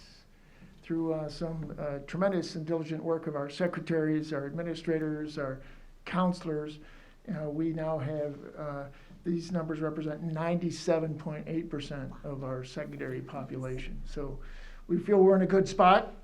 And next week, with the scheduling assistant principals and principals at the middle school, we'll start, looking at class tallies, confirming and formalizing our offerings, and developing our schedules and matching those to teachers. So I think we're in a good spot, and that's where we are on the secondary level. Thank you. President Burton? Yes, this is along the lines of looking forward and looking back. I had a conversation with a young lady who is a graduate of Stevenson last year. She's one of our 2020 Stevenson grads. And she was just wanting it to be known again that the class of 2020 still feels a sense of loss over some significant events, and we can guess what they are: prom and graduation. And she said she was not looking for anything to be changed at this point, because we had some back and forth conversation about it, but she said, I just need for the board and the administration to just acknowledge that that was a loss for us, which I believe that we did at the time, but it is important to acknowledge that loss exists, and that for some of those folks, they've gone on and put that behind them, but for a number of our 2020 grads, they're still experiencing that loss. And I think it's the approaching of the next prom and graduation season that kind of brought that feeling back up again. But I did assure her that since I'm acknowledging on both of our parts that we cannot do anything to change what happened in the height of the pandemic as we were beginning to know what was going on with it, and acknowledging a whole lot of things that were done to try to replace some of those activities. But I just told her that yes, we will acknowledge that and bring that up again, and recognize for the folks in our own lives that are in that graduating class or that may have experienced other significant losses over this past year, that it's important to still acknowledge those. And whether they are with our graduating seniors from last year or folks at other stages of their life, what some of the things that they may have lost. But as excited as we are to look forward and go from here, and as proud as we are of a lot of the things that we were able to put together over this past 15 months, and I'm immensely proud of what our district has done. I think it is important, and I gave this young lady my word that I would make sure that we did acknowledge that there are some things that our students have lost that cannot be replaced or redone. So I encourage myself and the rest of our folks to make sure that we keep that in the back of our mind as we come upon some of our folks who have had some significant losses that simply can't be redone. Thank you. Any other comments or questions for? Okay. On a much brighter note, I'm thrilled beyond belief that we've got 95 or 97% of our respondents back. On a much lighter note, and thank you to the team of folks that I'm certain that was. That's not one or two people's efforts, but to have 97% of our responses in at secondary, and to be able to really make some informed decisions. And I'm also excited to see 92% of our students choosing to come back in person. As many folks believe, I acknowledge that Livonia Virtual is necessary and important for some families, but I absolutely love having students in front of our teachers again. And to the extent that we can do that, and that families feel comfortable and safe doing that again, I'm thrilled. So I think we're finally making, to me, this is healthy steps out of the pandemic back into normal life again. certainly represents a lot of phone calls, but Oh, yeah. by our secretaries and administrators and counselors. But again, a big thank you to our parent community who put up with a lot of confusing forms and a lot of effort and questions, to make a decision. Thank you. Okay, we'll move on to item 3C. Just a Oh, I'm quick sorry, question. go Will ahead. this be put, this is information only, or will we bringing this up at the regular meeting? I will include it as part of my district update, just a quick review that the information is out and that we are in the window. We had not planned to do this presentation again unless the Okay. board would like us to do so. No, just for clarification. Thanks. Thank you. We'll move on to item 3C, adult education grant purchase, presented by Mr. Willenborg. Thank you, Ms. Acosta. As I shared last week at the study session, a reallocation of unclaimed adult education funding was offered to school districts that offer adult education by the state of Michigan. Karen Ling, our supervisor of adult ed, made application on behalf of the Livonia Public Schools for those additional funds, and we were awarded $174,000 for our program. After thorough analysis with our IT department, the decision was made to focus those funds on the upgrade of technology hardware and other instructional resources to benefit the students and the staff of the LPS adult education program. So highlights of that program include Surface Pro and Surface Go personal devices. There's 108 for the students, there's 21 for staff and other members, as well as interactive Promethean whiteboards, which are the interactive boards, and virtual reality glasses. A detailed quote is provided in your attachment. The funding for this purchase is made clear, not from the general fund. Funding is provided through the State School Act, Section 107, grant of 2021. These products were reviewed through REMC pricing, and CDWG was the selected provider. So the final quote, the total quote from CDWG is $157,164. And again, that breakdown of that quote is in your packet. I'm requesting that this item be placed on the agenda for next week's voting meeting. Thank you, Mr. Willenborg. Any questions? Mrs. Thank Bradford? you, Mrs. Acosta. I just wanted to thank Karen Ling for applying for that grant because, adult ed is, they need lots of equipment and devices also. And it's such an important part for our community to run these programs. So for her to go out and put forth this grant, I think is great for this group of adults, and I think it will be so beneficial. So really appreciate her taking the time to do that. She's very excited at the prospect of upgrading the Yeah, that's technology needs in Just that great program. news. Thank you. Thank you. Thank you. Anyone else? Thank you, Mr. Willenborg. Thank you. And that sums up item 3. Thank you. We are on to item 4, Building and Site Committee, and I will turn it over to Mr. Centers. Sure. We have 2 items this evening. The first item is item 4A, roofing design and construction services firm. Mr. Francis is joining us. Good evening, everybody. Good evening. Good evening. Let's hope I don't need that. Brian, just a quick tap on that. It should go on. Yeah. Good evening, everybody. Hi Good there. evening. Brian Weber, Plant Moran Cressa Owners Rep, is joining us this evening for this one item on 4A, roofing design and construction services firm.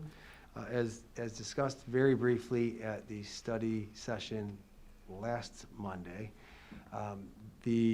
the roofing design and construction services firm is a professional service that we use, that we have been using, Roofing Technology Associates, also known as RTA, over the past several years since we've begun the sinking fund planned projects of re-roofing buildings throughout the district. Each time that we have them do an additional design, we bring that contract back to the board with what those fees will be.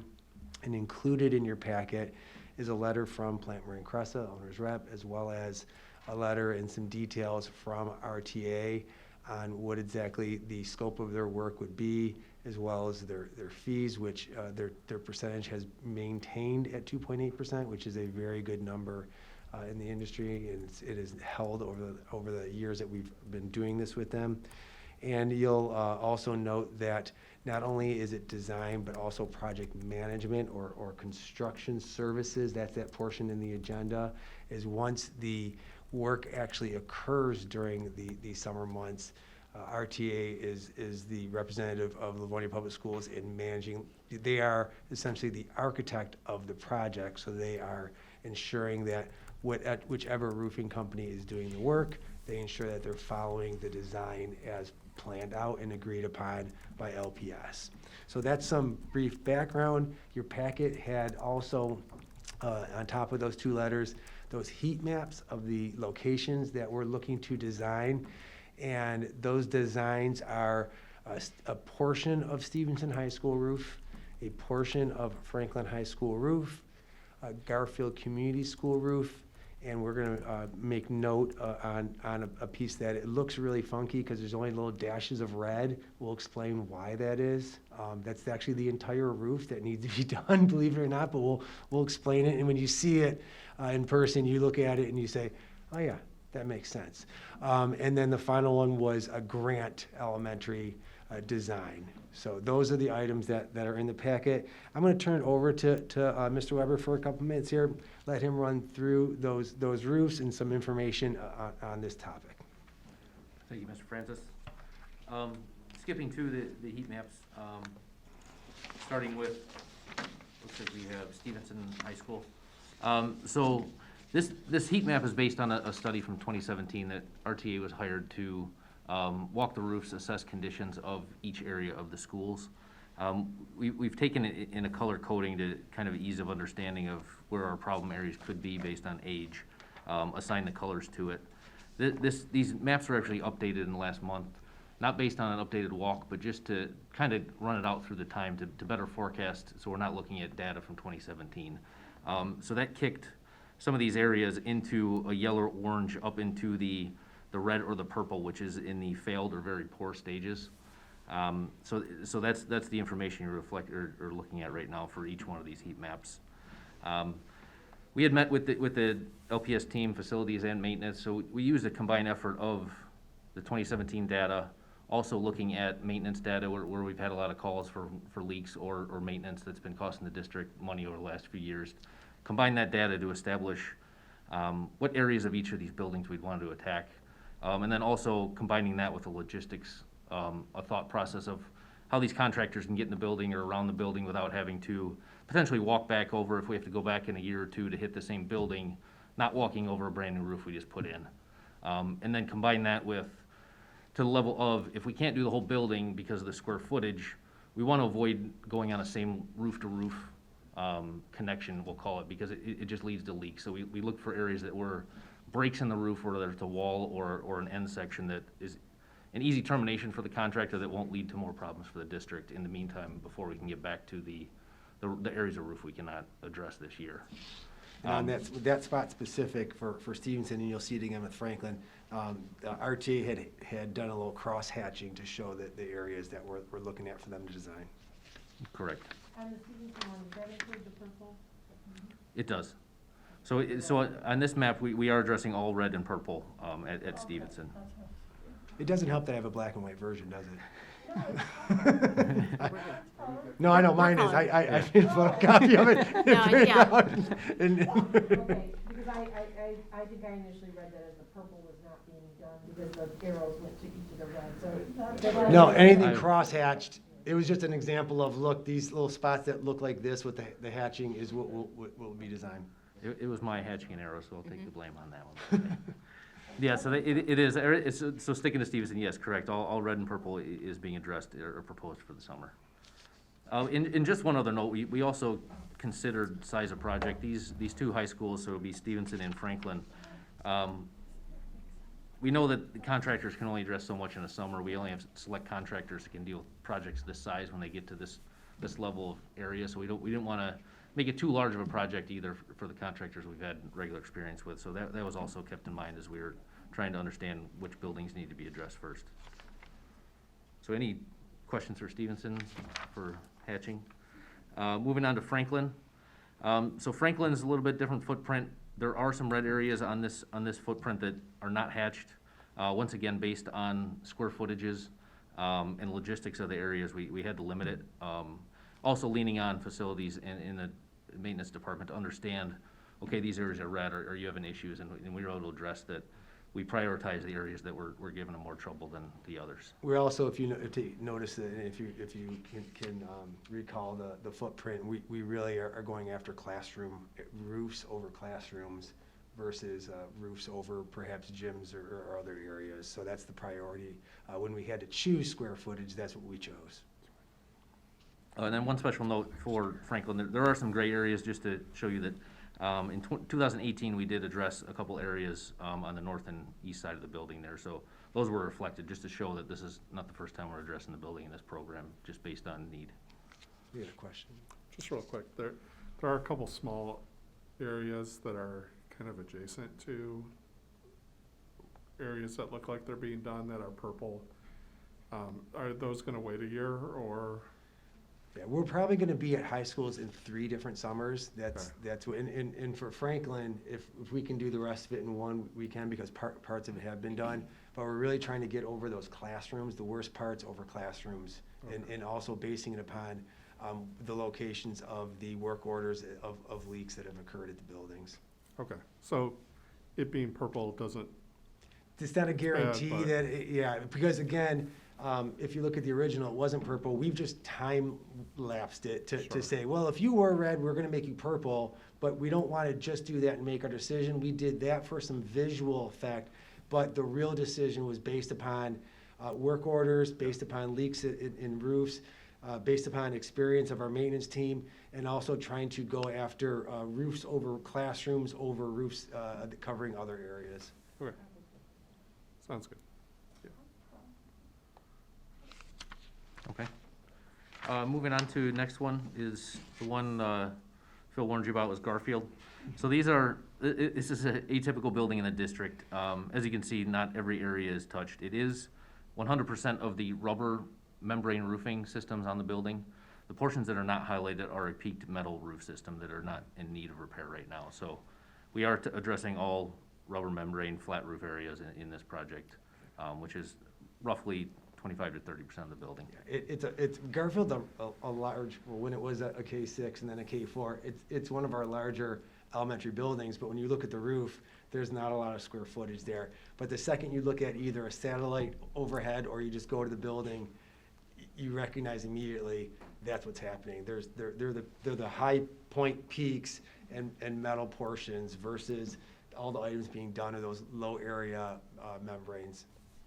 So I know those metal roofs have a little bit longer life to them. Do we have any sense of how much longer life is on those metal roofs? According to the RTA, and I don't have his in front of me, but we don't have any intention of replacing those in the next. No, it hasn't been on any. In the next 6-7 years in this project. Right. Yeah. Okay. Any more questions for Garfield? And then the last one is Grant. Brian? Oh, sorry. I'm sorry. On Garfield, there's no cross-hatching, so does that mean that everything that's red or purple will Correct. get that? That is correct. Everything that's colored will be addressed. And Ms. Jarvis, you might hear me say or write in a memo or Plant Moran that it's a total roof. That's the juxtaposition of looking at it. It's not really the total roof, it's the total rubber membrane on the roof that we're gonna replace. So we're gonna refer to it as a total roof replacement. in fact, it's not, all the metal portions aren't, it's the total roof replacement of all rubber membranes. Thank you. Mhm. Okay, onto the last map is for Grant. And this is a complete project replacement. This one will be addressed in whole over the summer, so that'll be a separate project as well. With regard to cost, it's based upon the percentage that RTA has been continuing to hold, as I'd mentioned, and then is working off of a $16 a square foot estimate that we use for the budgetary purposes. So their rate is based upon a budget of $6,131,744 that we're estimating for these particular roofs. There's a 10% variance if it's higher or lower, if the cost of work runs more than 10% below or more than 10% above, then there becomes an adjustment. So we basically use the budgetary number, which is how we've been running those contracts each year. Any questions, comments? I just want more. And Grant, there looks like there's like these square pods. Are those traditional membrane roofs, or are they something different? Their membrane, I believe they have peaks to them, if I remember I think correctly. that's denoting an elevation of a change in Okay, elevation. great. And so we'll bring this to the board for a voting meeting next week. And again, this is not on any bids, not on any project. It is only for the design services of RTA. Okay? And also, just to clarify, our intention would be for these to potentially be summer 2022 projects, but we know having 4 different, and we always bid them as separate items. If the budgets are out of whack, if there's a spike or numbers don't come in well, we'll have the ability to hold off if we're going over budget in a particular year. That's the beauty of having them all designed. That design's not going to change if we wait a year to actually have the roof done. So we're going to have that work done now and have it in our pocket, and hopefully we can do them in 22, and if we have to push something in 23, that'll be okay too. Last one point I have, by doing this timing now, the goal would be to get the design done, and then early fall, November timeframe like we did last year, to get the bid documents out. We found that's the best time, best pricing, availability for contractors, especially for the 2 larger schools. We want to make sure we get out there sooner to get on their books or have availability to address those larger projects. So we're on good pace to achieve that. Thank you. All right, thank you very much. Thanks, Brian. Thank you.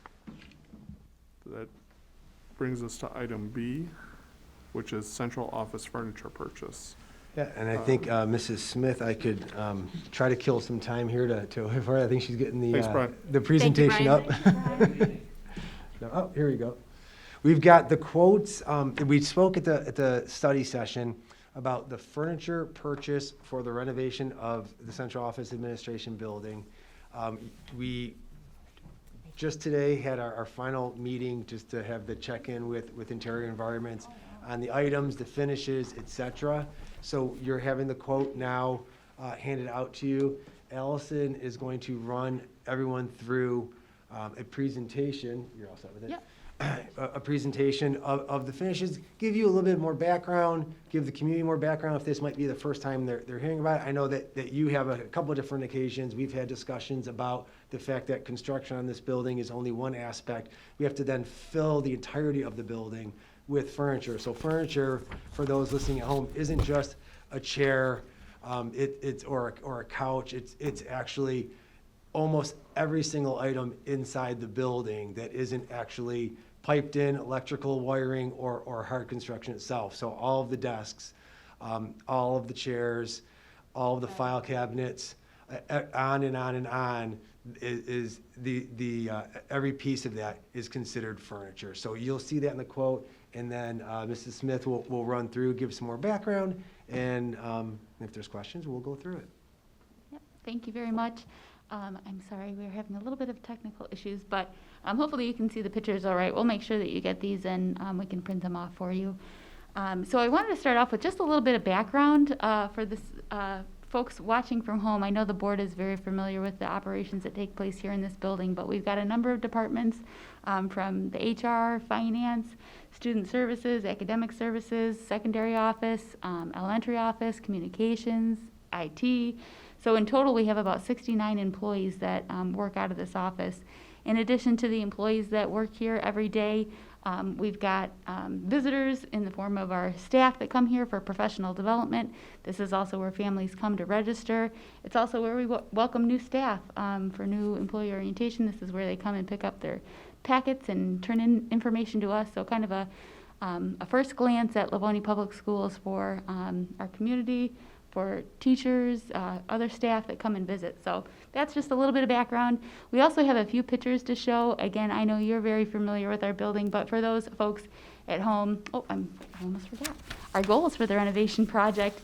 So it was to create welcoming spaces, to increase energy efficiency, improve temperature control, establish acoustic privacy, utilize the space more efficiently, and provide additional collaboration spaces. And we're so excited to share with you these goals that we've been able to accomplish. We found a lot of wonderful furniture solutions that are going to give us those collaboration spaces that can be utilized by all the different departments. The next slide we'll see is what our current lobby is. We did a stand. One is like the 19, I believe it was in the 80s, 86, and what it looks like today. And you can see the same wood paneling. I think carpet has been updated since then, but definitely we have gotten our use out of that carpet and these wood walls. On the next page, we can see the superintendent's office. You can see nothing structurally has changed there. A few filing cabinets have moved, but again, largely the same. On our next slide, I believe is academic services office. No changes there. You can see. And then the next, I think, might be our conference room. I will point out we, within the last 5 years, did get new tables for the conference room, and we do plan to reuse that furniture, and we've incorporated that into the new designs. And then we've got one last look back, just a restroom, just to show you too. Nothing has changed in there. So if we keep moving on, we'll show you, this was a rendering done by the architects to show you what the lobby could look like. So if you remember what it looks like today and what it can look like, this is what folks will see as they're walking in. And so it was fun teaming with Interior Environments to put this vision then into reality and pick furniture to fill this space. So we'll see that. On the next page, we're also going to see the rendering that the architect put together for the business office suite. And you can see in here, there really is no millwork, nothing built into the space, so it's all furniture that's going to be filling that space. So we've got a few pages for you of the furniture that we have picked. This is one last just reminder of the finishes that we've selected. So these are things like the carpeting and the cabinets and stair treads and some paint samples of what will go into the space. So Interior Environments, the company we've partnered up with for the furniture, had these all at their ready so that when they were making recommendation to us, they took this into consideration. I will mention, yes, thank you. And these are all based on our book of standards that was put together in the district before we started the bond. I will also mention Interior Environments is a company that we worked with numerous times throughout the 2013 bond in each one of our buildings. A lot of flexible furniture was purchased through Interior Environments. This purchase would be coming through a national cooperative purchasing agreement. And so here we've got for you a couple pictures of the reception lobby area. You can see some high back chairs. We have a number of employees that stop in to fill out paperwork. So it's nice, these high back chairs offer some privacy while they're filling out paperwork, and they've got little laptop tables so they can fill out things. Also a nice table, so that can be used as a collaboration space or also a meeting space for people that are coming in and waiting for a meeting. We also have a couple different couches in there. And it wouldn't be uncommon for parents and families to come in as well and fill out registration paperwork or be waiting for a meeting, whether it be with student services, academic services, secondary, et cetera, et cetera. So that's all a good usable space for both staff and community. Yep. I will mention too, the renderings don't do the fabrics justice. So we are happy we brought back samples, so we'll have those here at the office. So if you'd like to see any of those, we'll have those ready to share with you. On the next page, you can see just the start of some of the workstations. So this is kind of the standard workstation. This is a picture of the business suite, what it'll be set up as. And on the next slide, we have the IT area. And something we're really excited about is that all of these desks are going to be sit-stand desks. So it's nice to offer employees that opportunity to be flexible throughout their day. So encouraging good health, good posture, all of that. You know, I have found for myself, even having a sit-stand desk, even if you don't want to stand throughout the day, the fact that they're adjustable height can be very helpful for your wrist so that you can make it comfortable for you. And so we're very excited that we've been able to incorporate that in the spaces. You'll see in the front of this grouping of workstations is a welcoming kind of person who will be sitting there so that as people enter the space, you know, you've got a person to stop to ask, you know, where to go, that type of thing. We'll see that too on the next slide is another, I'll say a welcoming person. This isn't a new position, but somebody that would man this desk. So you'll find this as you enter the HR office on the first floor, as you're entering the business office, as well as the top of the second floor. You know, that's one thing we've had throughout the years, like if a visitor comes and they go upstairs, there really is no wayfinding, so people don't know where to go. So we thought that would be important, not only to do signage to help guide people, but also to have somebody there that can point people in the right direction, and again, be a welcoming face. And again, these are from existing staff. These are Yes. existing staff. Yep. Right. And one of the items, all of the workstations, and all of them may look slightly different, but they all do encompass storage for the person. There's file storage. There's, for most of them, even a wardrobe, the tall item to the right, so they can put your jacket in there. All of them are lockable, so folks will have a place to secure their belongings, whether it be a purse or just whatever personal items, etc. So those are all personal storage, work storage, as well as you know, lockability and security. And it's nice as we continue on too, you can see another one of the workstations. These will be primarily found up on the second floor.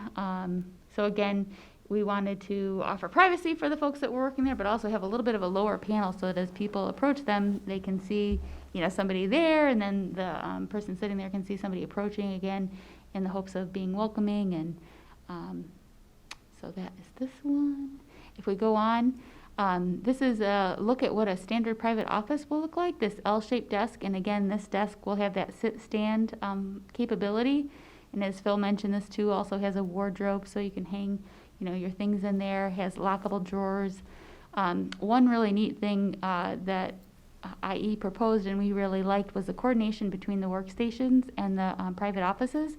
So in here you can see it's a white top desk, and then with a wood grain finish, and then in the workstations you'll see the opposite. So you'll see the wood grain on the top of the desk and then the white in the storage units. So kind of a nice play on each other. The laminates that get used and the materials that get used, there's so many matching patterns, and the companies do the different lines, so it's fairly easy to match them up in those different laminates, etc. Yep. Next up, you can see a look at the director private offices. These will be consistent for everyone. And again, this will have the sit-stand capability, but in an enclosed desk look. So we're excited with how that turned out.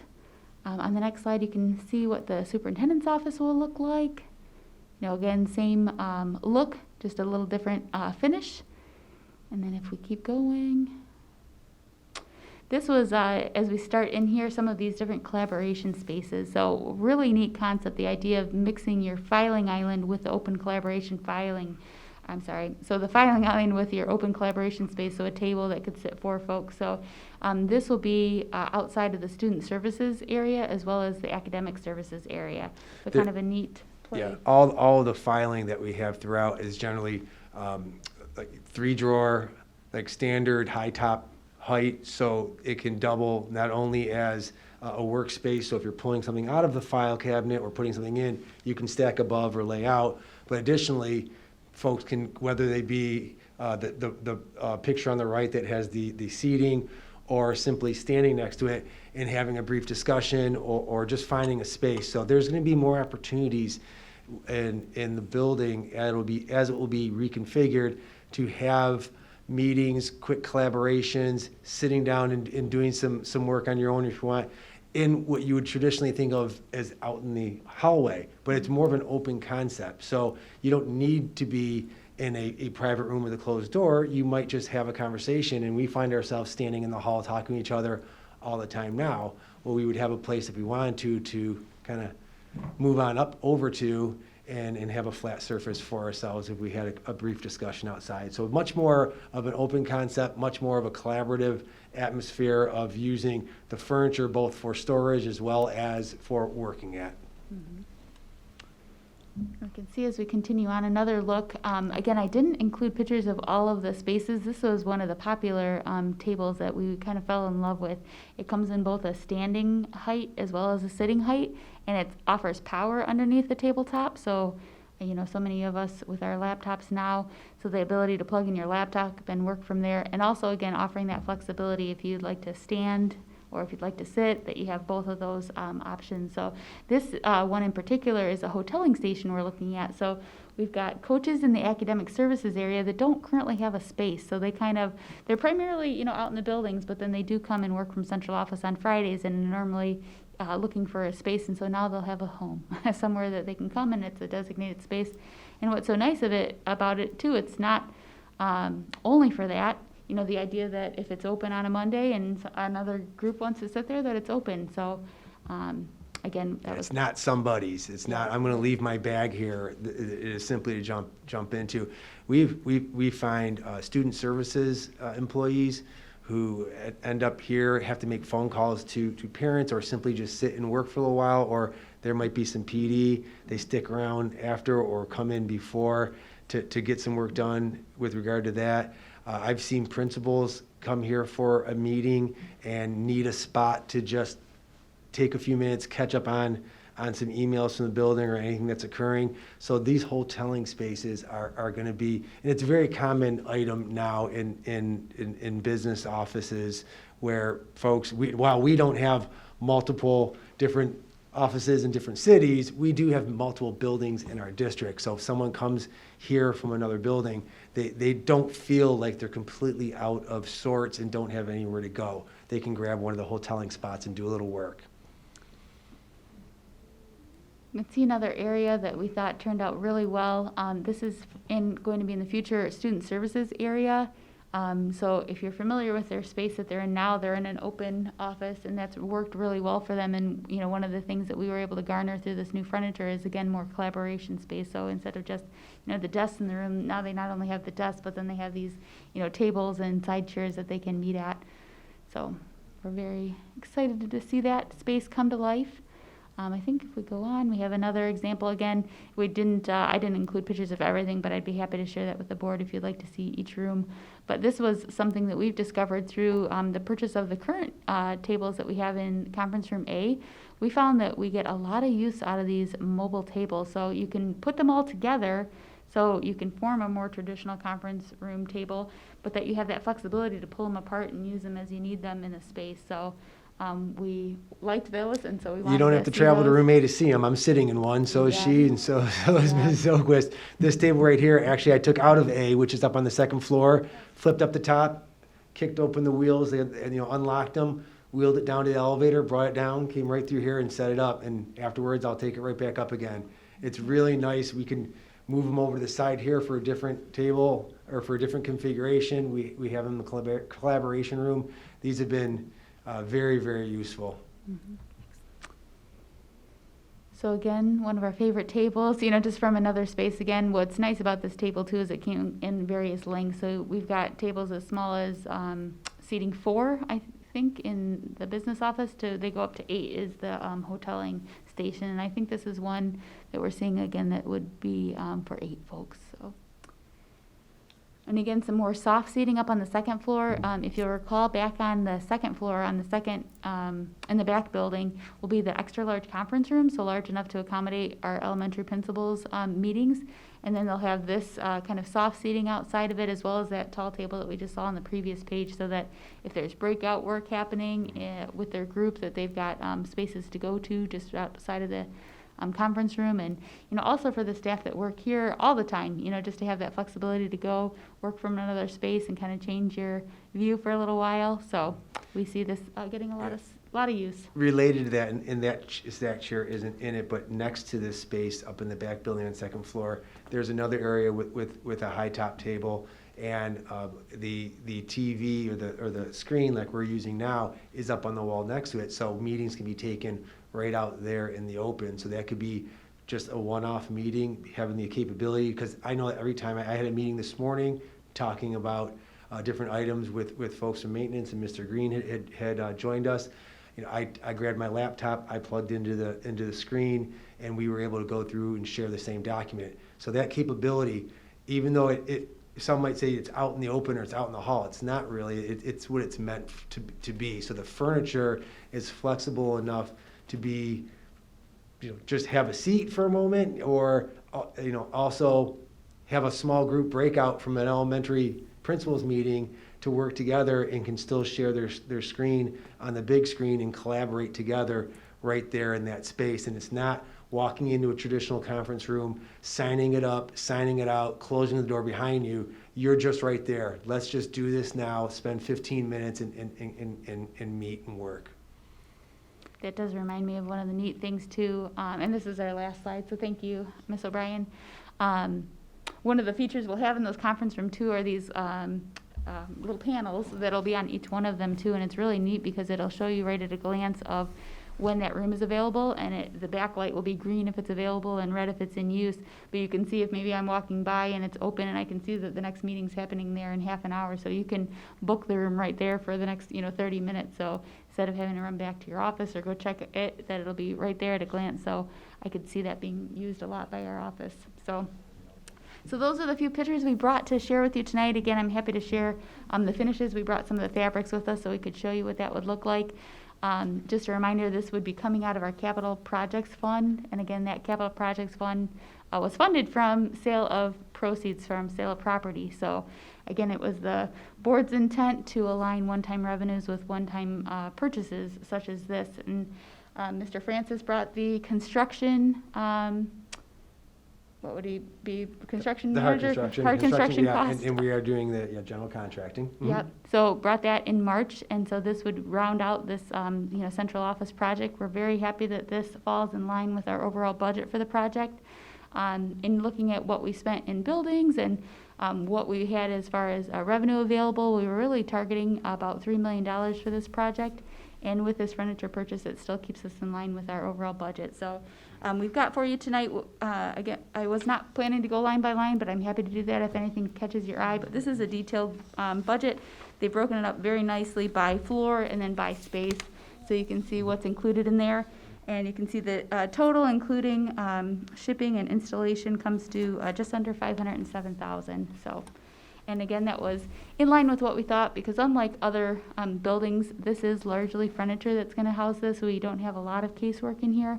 So this is what we'll be filling our space with if the board approves it. Yeah, if you look at many of the renovated buildings and look at their main offices, you'd see that it wasn't, the desks for the secretary, principals potentially, are actual casework that were built in through construction, which would fall under that construction budget.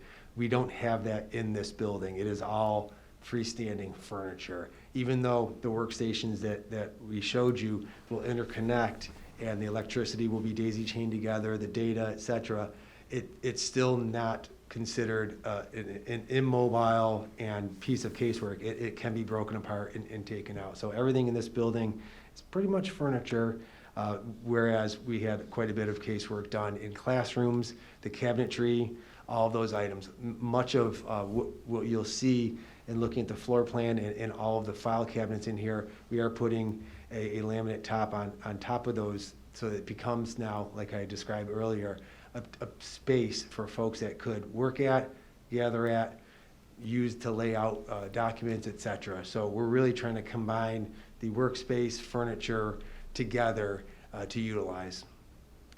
one nice thing that works out too with it being furniture is that it does offer flexibility. Should departments change or different needs arise, that we have more flexibility, that these aren't structural walls that we're gonna have to change, that we do have flexibility with what we're purchasing, so. Yeah, if you put casework in for file cabinets or for items, credenzas, et cetera, like the conference rooms, the credenzas aren't built in, we're gonna put furniture. If it's built in, that's the end of it. If we bring them in as furniture, and if we need to remove or add file cabinetry, it is a matter of obviously emptying them out, but you can move them. They're not built in, they're not, carpet isn't carved around it, et cetera. It is all laid in. Good. Questions, Mrs. Bradford?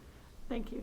I think this looks excellent, wonderful. It's a long time coming, and I really do think that this is a great project for not only the central office administration, but our community, because our families come in, they utilize the building, and it's in my opinion, badly needed. This is something that is, I think, a wise decision.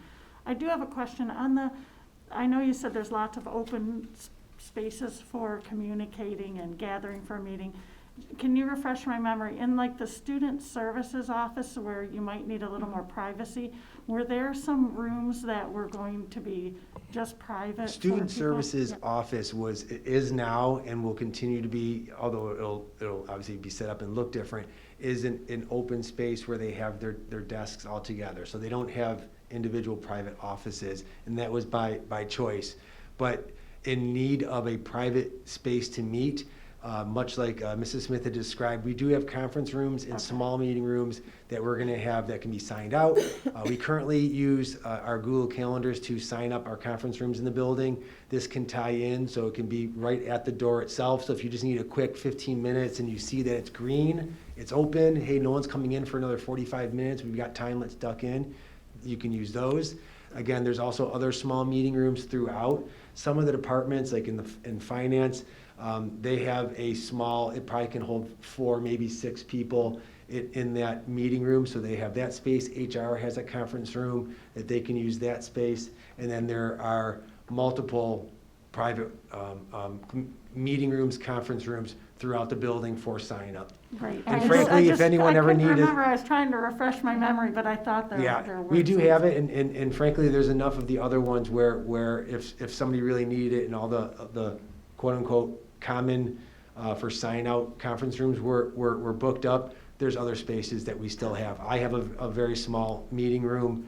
Someone can always use it if they need it. I know you would say the same. Okay, great. So I just want to actually clarify that the student services office will have a glass paneled wall along the corridor. So they're not, the entire office itself will have a glass Yes, paneled it's an enclosed wall. So it is an area. enclosed space for their entire department. Yes. And then academic services department is opposite of that, but a little bit different, where they actually have private offices along the way with glass walls. So part of the design of the architect, you might remember, was to allow some of the natural light to come in and to flow across the entire floor, especially on the second floor.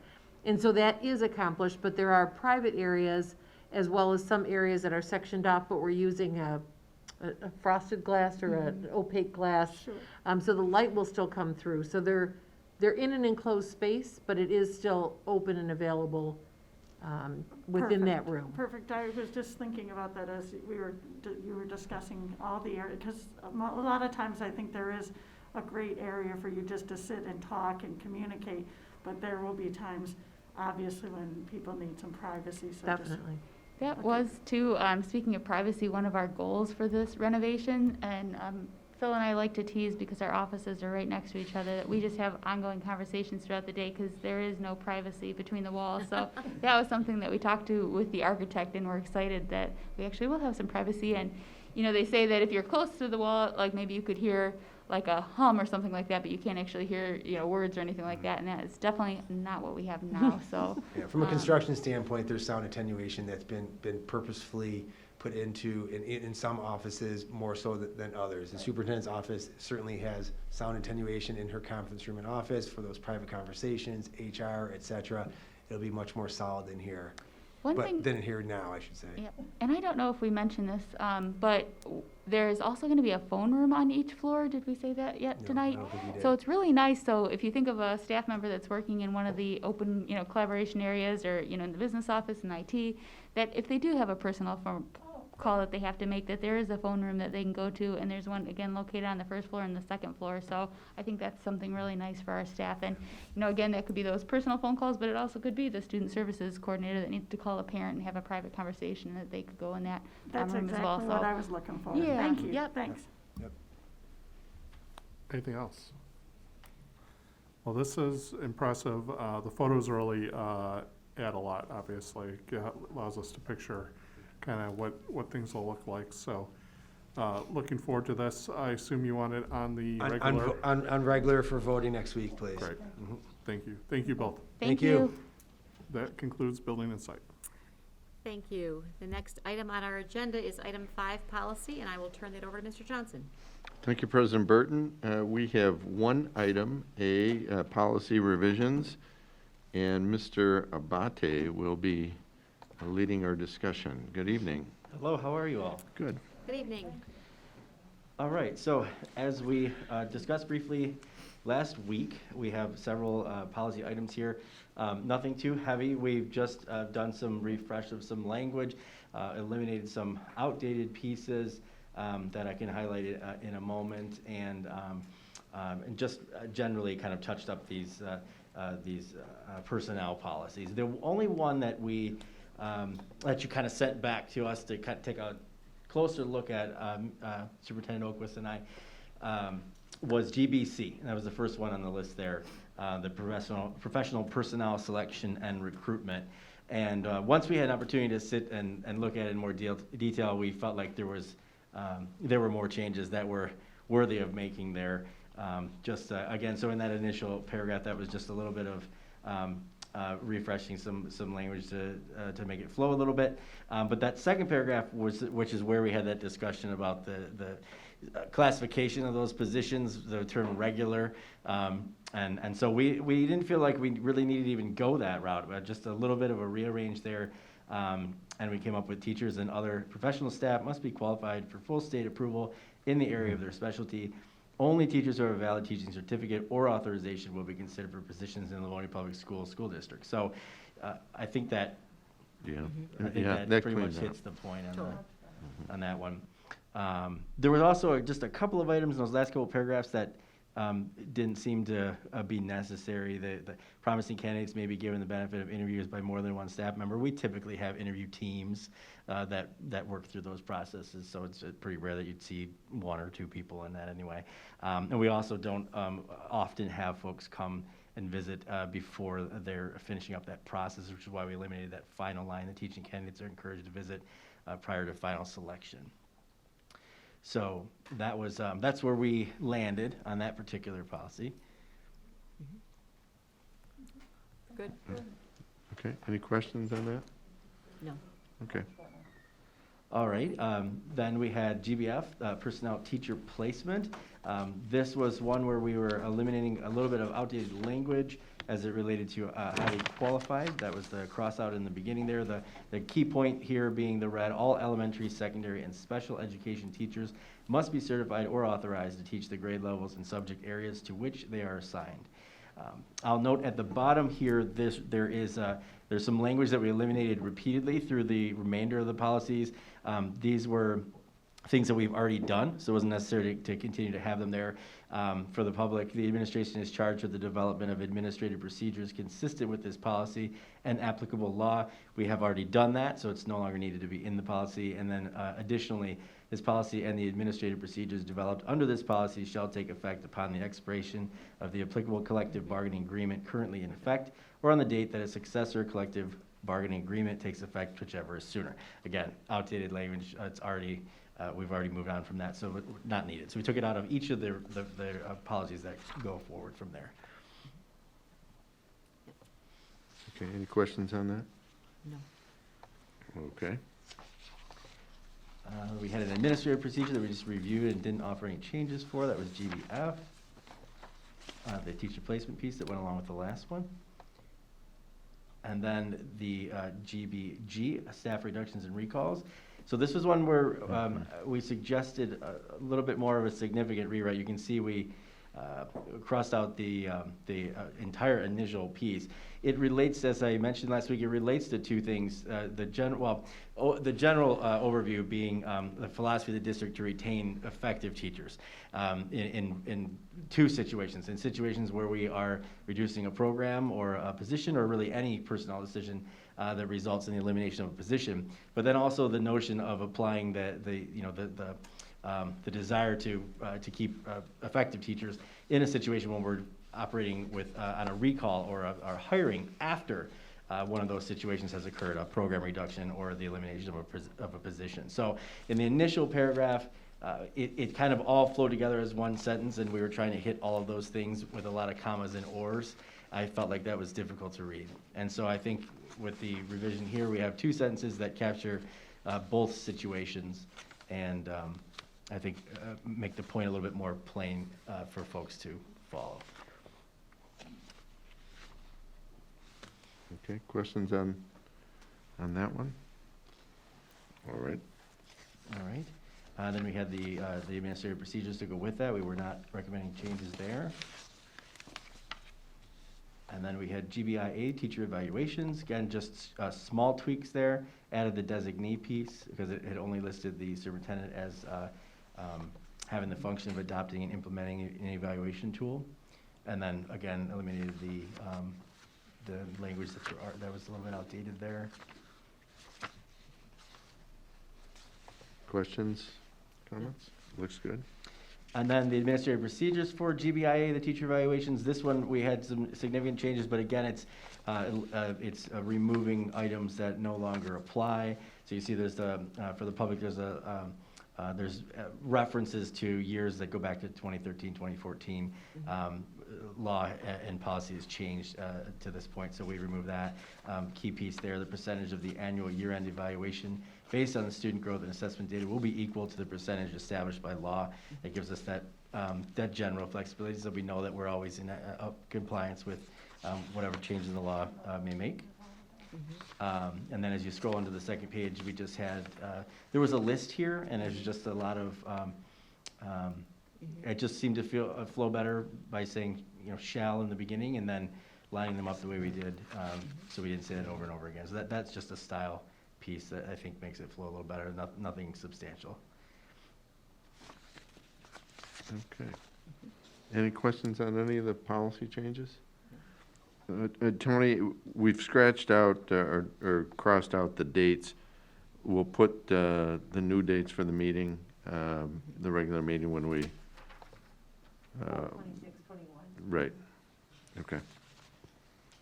The only thing I just realized, a small thing that I didn't note, back on GBC, we didn't have a legal reference there for that piece, but there are a couple of legal references that refer specifically to this policy, so we've added those.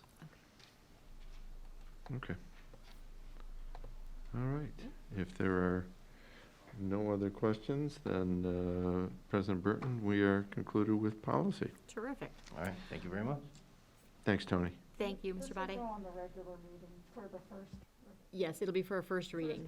Yep. Okay, thank you. And the next item on our agenda is item 6, finance. Mrs. Bonnefield. I don't have anything today, President Burton, Mrs. Oquist. We do not. Thank you. We will have quite a bit the next 2 months. Eat your Wheaties, huh?